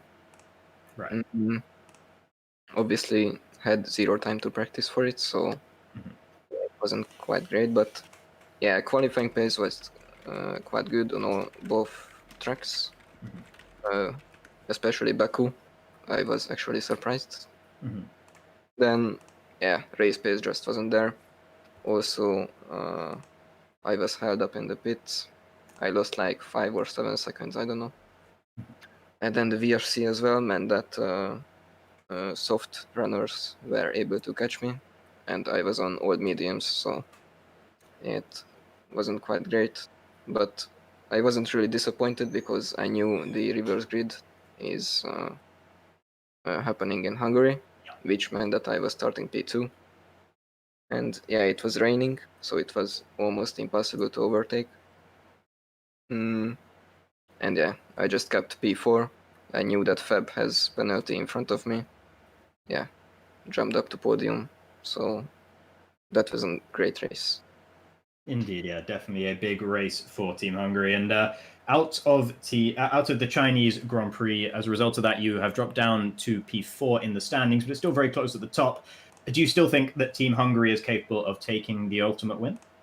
Of course, still, I think 4 events to go, or something. Yeah, so I think if Danny comes back, I think he is the strongest driver of our team, so... Right. If he comes back, I think we can take back the lead and maintain it until the end of the season. All right. Well, thank you very, very much for the interview, Bence. And hopefully you'll get some more races like the Hungarian one in the future. And so, finally, one more interview to bring you guys. It is, of course, Jarno Opmeer, who won our first race of the day in Azerbaijan. Hello, Jarno. Yo. Hi. So, let's talk about Azerbaijan first and foremost. That race, it seemed like it wasn't necessarily going to go your way off the start, but then you managed to bring it through. And how was the race from your perspective? Yeah, I mean, qualifying was not ideal. I messed up my wall qualifying lap in one corner, basically, after I was 2 turns up. But, you know, that happened. And then still, luckily, P3. Ending up P3 and then starting P3, which is okay around Baku. Then I got very lucky with Josh getting held in the pits. Yeah, that was very handy for me. I think Tomek got held shortly as well, because I went, I think, 1 or 2 laps longer and still managed to basically come out ahead on fresher tires. So yeah, I think it was quite clear. I was a little bit lucky there, but at the same time, I think me and Tomek were quite clear on the race pace compared to the others. So. And then if we go then to the second race of the day in Hungary, of course, suffering front wing damage on the opening lap, we heard you had contact with one of the Finnish drivers. And from there on, it was a bit of a struggle for you to keep the guys behind. How easy was it for you to keep the likes of Danny Moreno at bay? Yeah, that was quite tough, of course. In the first lap, I had a mega first 3 corners. I think I gained 4 or 5 places in the opening sector, but then I just outbroke myself and hit the back of Atte. Luckily, no damage or time loss for him, so that was really good for him, at least. For me, it was a little bit worse, of course. I had quite heavy damage, and then I just had to fight for a little bit of points, which I managed to do, luckily, coming home in P12. So those points could well be all important in the remainder of the season. But you definitely scored a fair few more points in China as well. That race, of course, there was the incident at the end with yourself and Bari Buraman, but I just want to ask you about the race in general. It was a very action-packed race, actually, and at the very end, I noticed that you had used a lot of with Bari. And I'm wondering, how difficult was it then to try and fend off Porajish after that? And were you happy with how the race went in the end? Yeah, I mean, unfortunately, I got held just like George and Baku really long. I got held for like 2-3 seconds. So yeah, that cost me quite a bit because I tried to undercut on Danny Moreno, of course, and that's because I didn't manage to do that. So yeah, that was a bit frustrating, but then pace was pretty good. Managed to overtake Tomek and then Barry. Unfortunately, I didn't have any DRS left in the end, and then well, I was basically a little bit of a sitting duck to Tomek. Indeed, but a stronger week then for the Netherlands overall, and of course some good points from Floris Vijs in that last race, and especially from Matthias van Erven in the first race of the day in Azerbaijan. It seemed like Matthias had a generally pretty good performance. Obviously, he wasn't so great in Hungary, but that was a bit of an exception. Are we expecting to see more of Matthias throughout the rest of the season? Yeah, he did really good. I mean, he was switching a lot between PS4 and PC, and now I think he's finally full-time going to go to PC league racing. So he'll get faster along the way, I think so. He had a very good race in Baku, of course. Also took a little bit of an advantage from the people getting held in pits.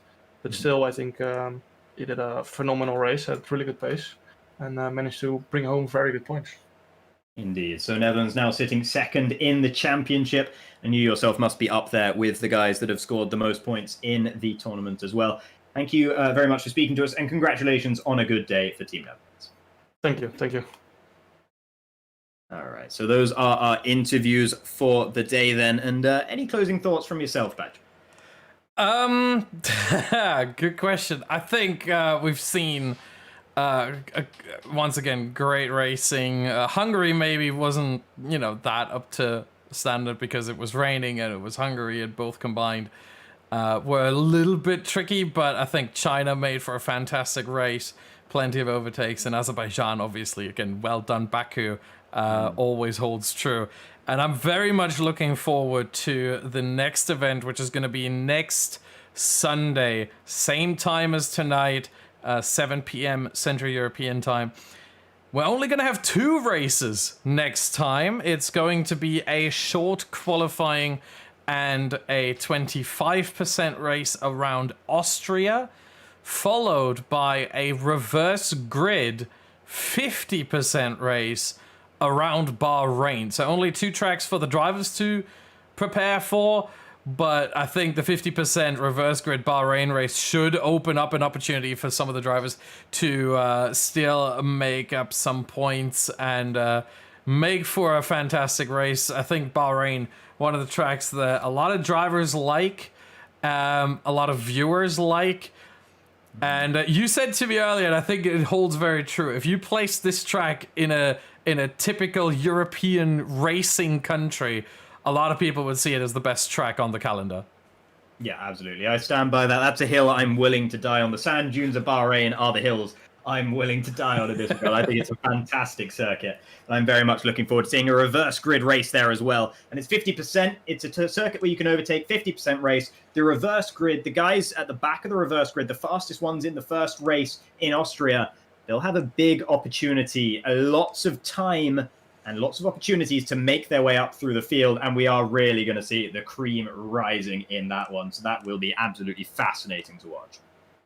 Yeah, certainly. And I think with that, we will leave you to the rest of your evenings, and we will see you again next Sunday back on the ORL YouTube channel. We're going to be alternating between this Future Esports channel right here and the ORL channel. Make sure you subscribe here, though, because rounds 4 and round 6 are going to be broadcast here on the Future Esports channel. And with that, from myself, Badgerman, and from Aladar, thank you very much for watching, and goodbye.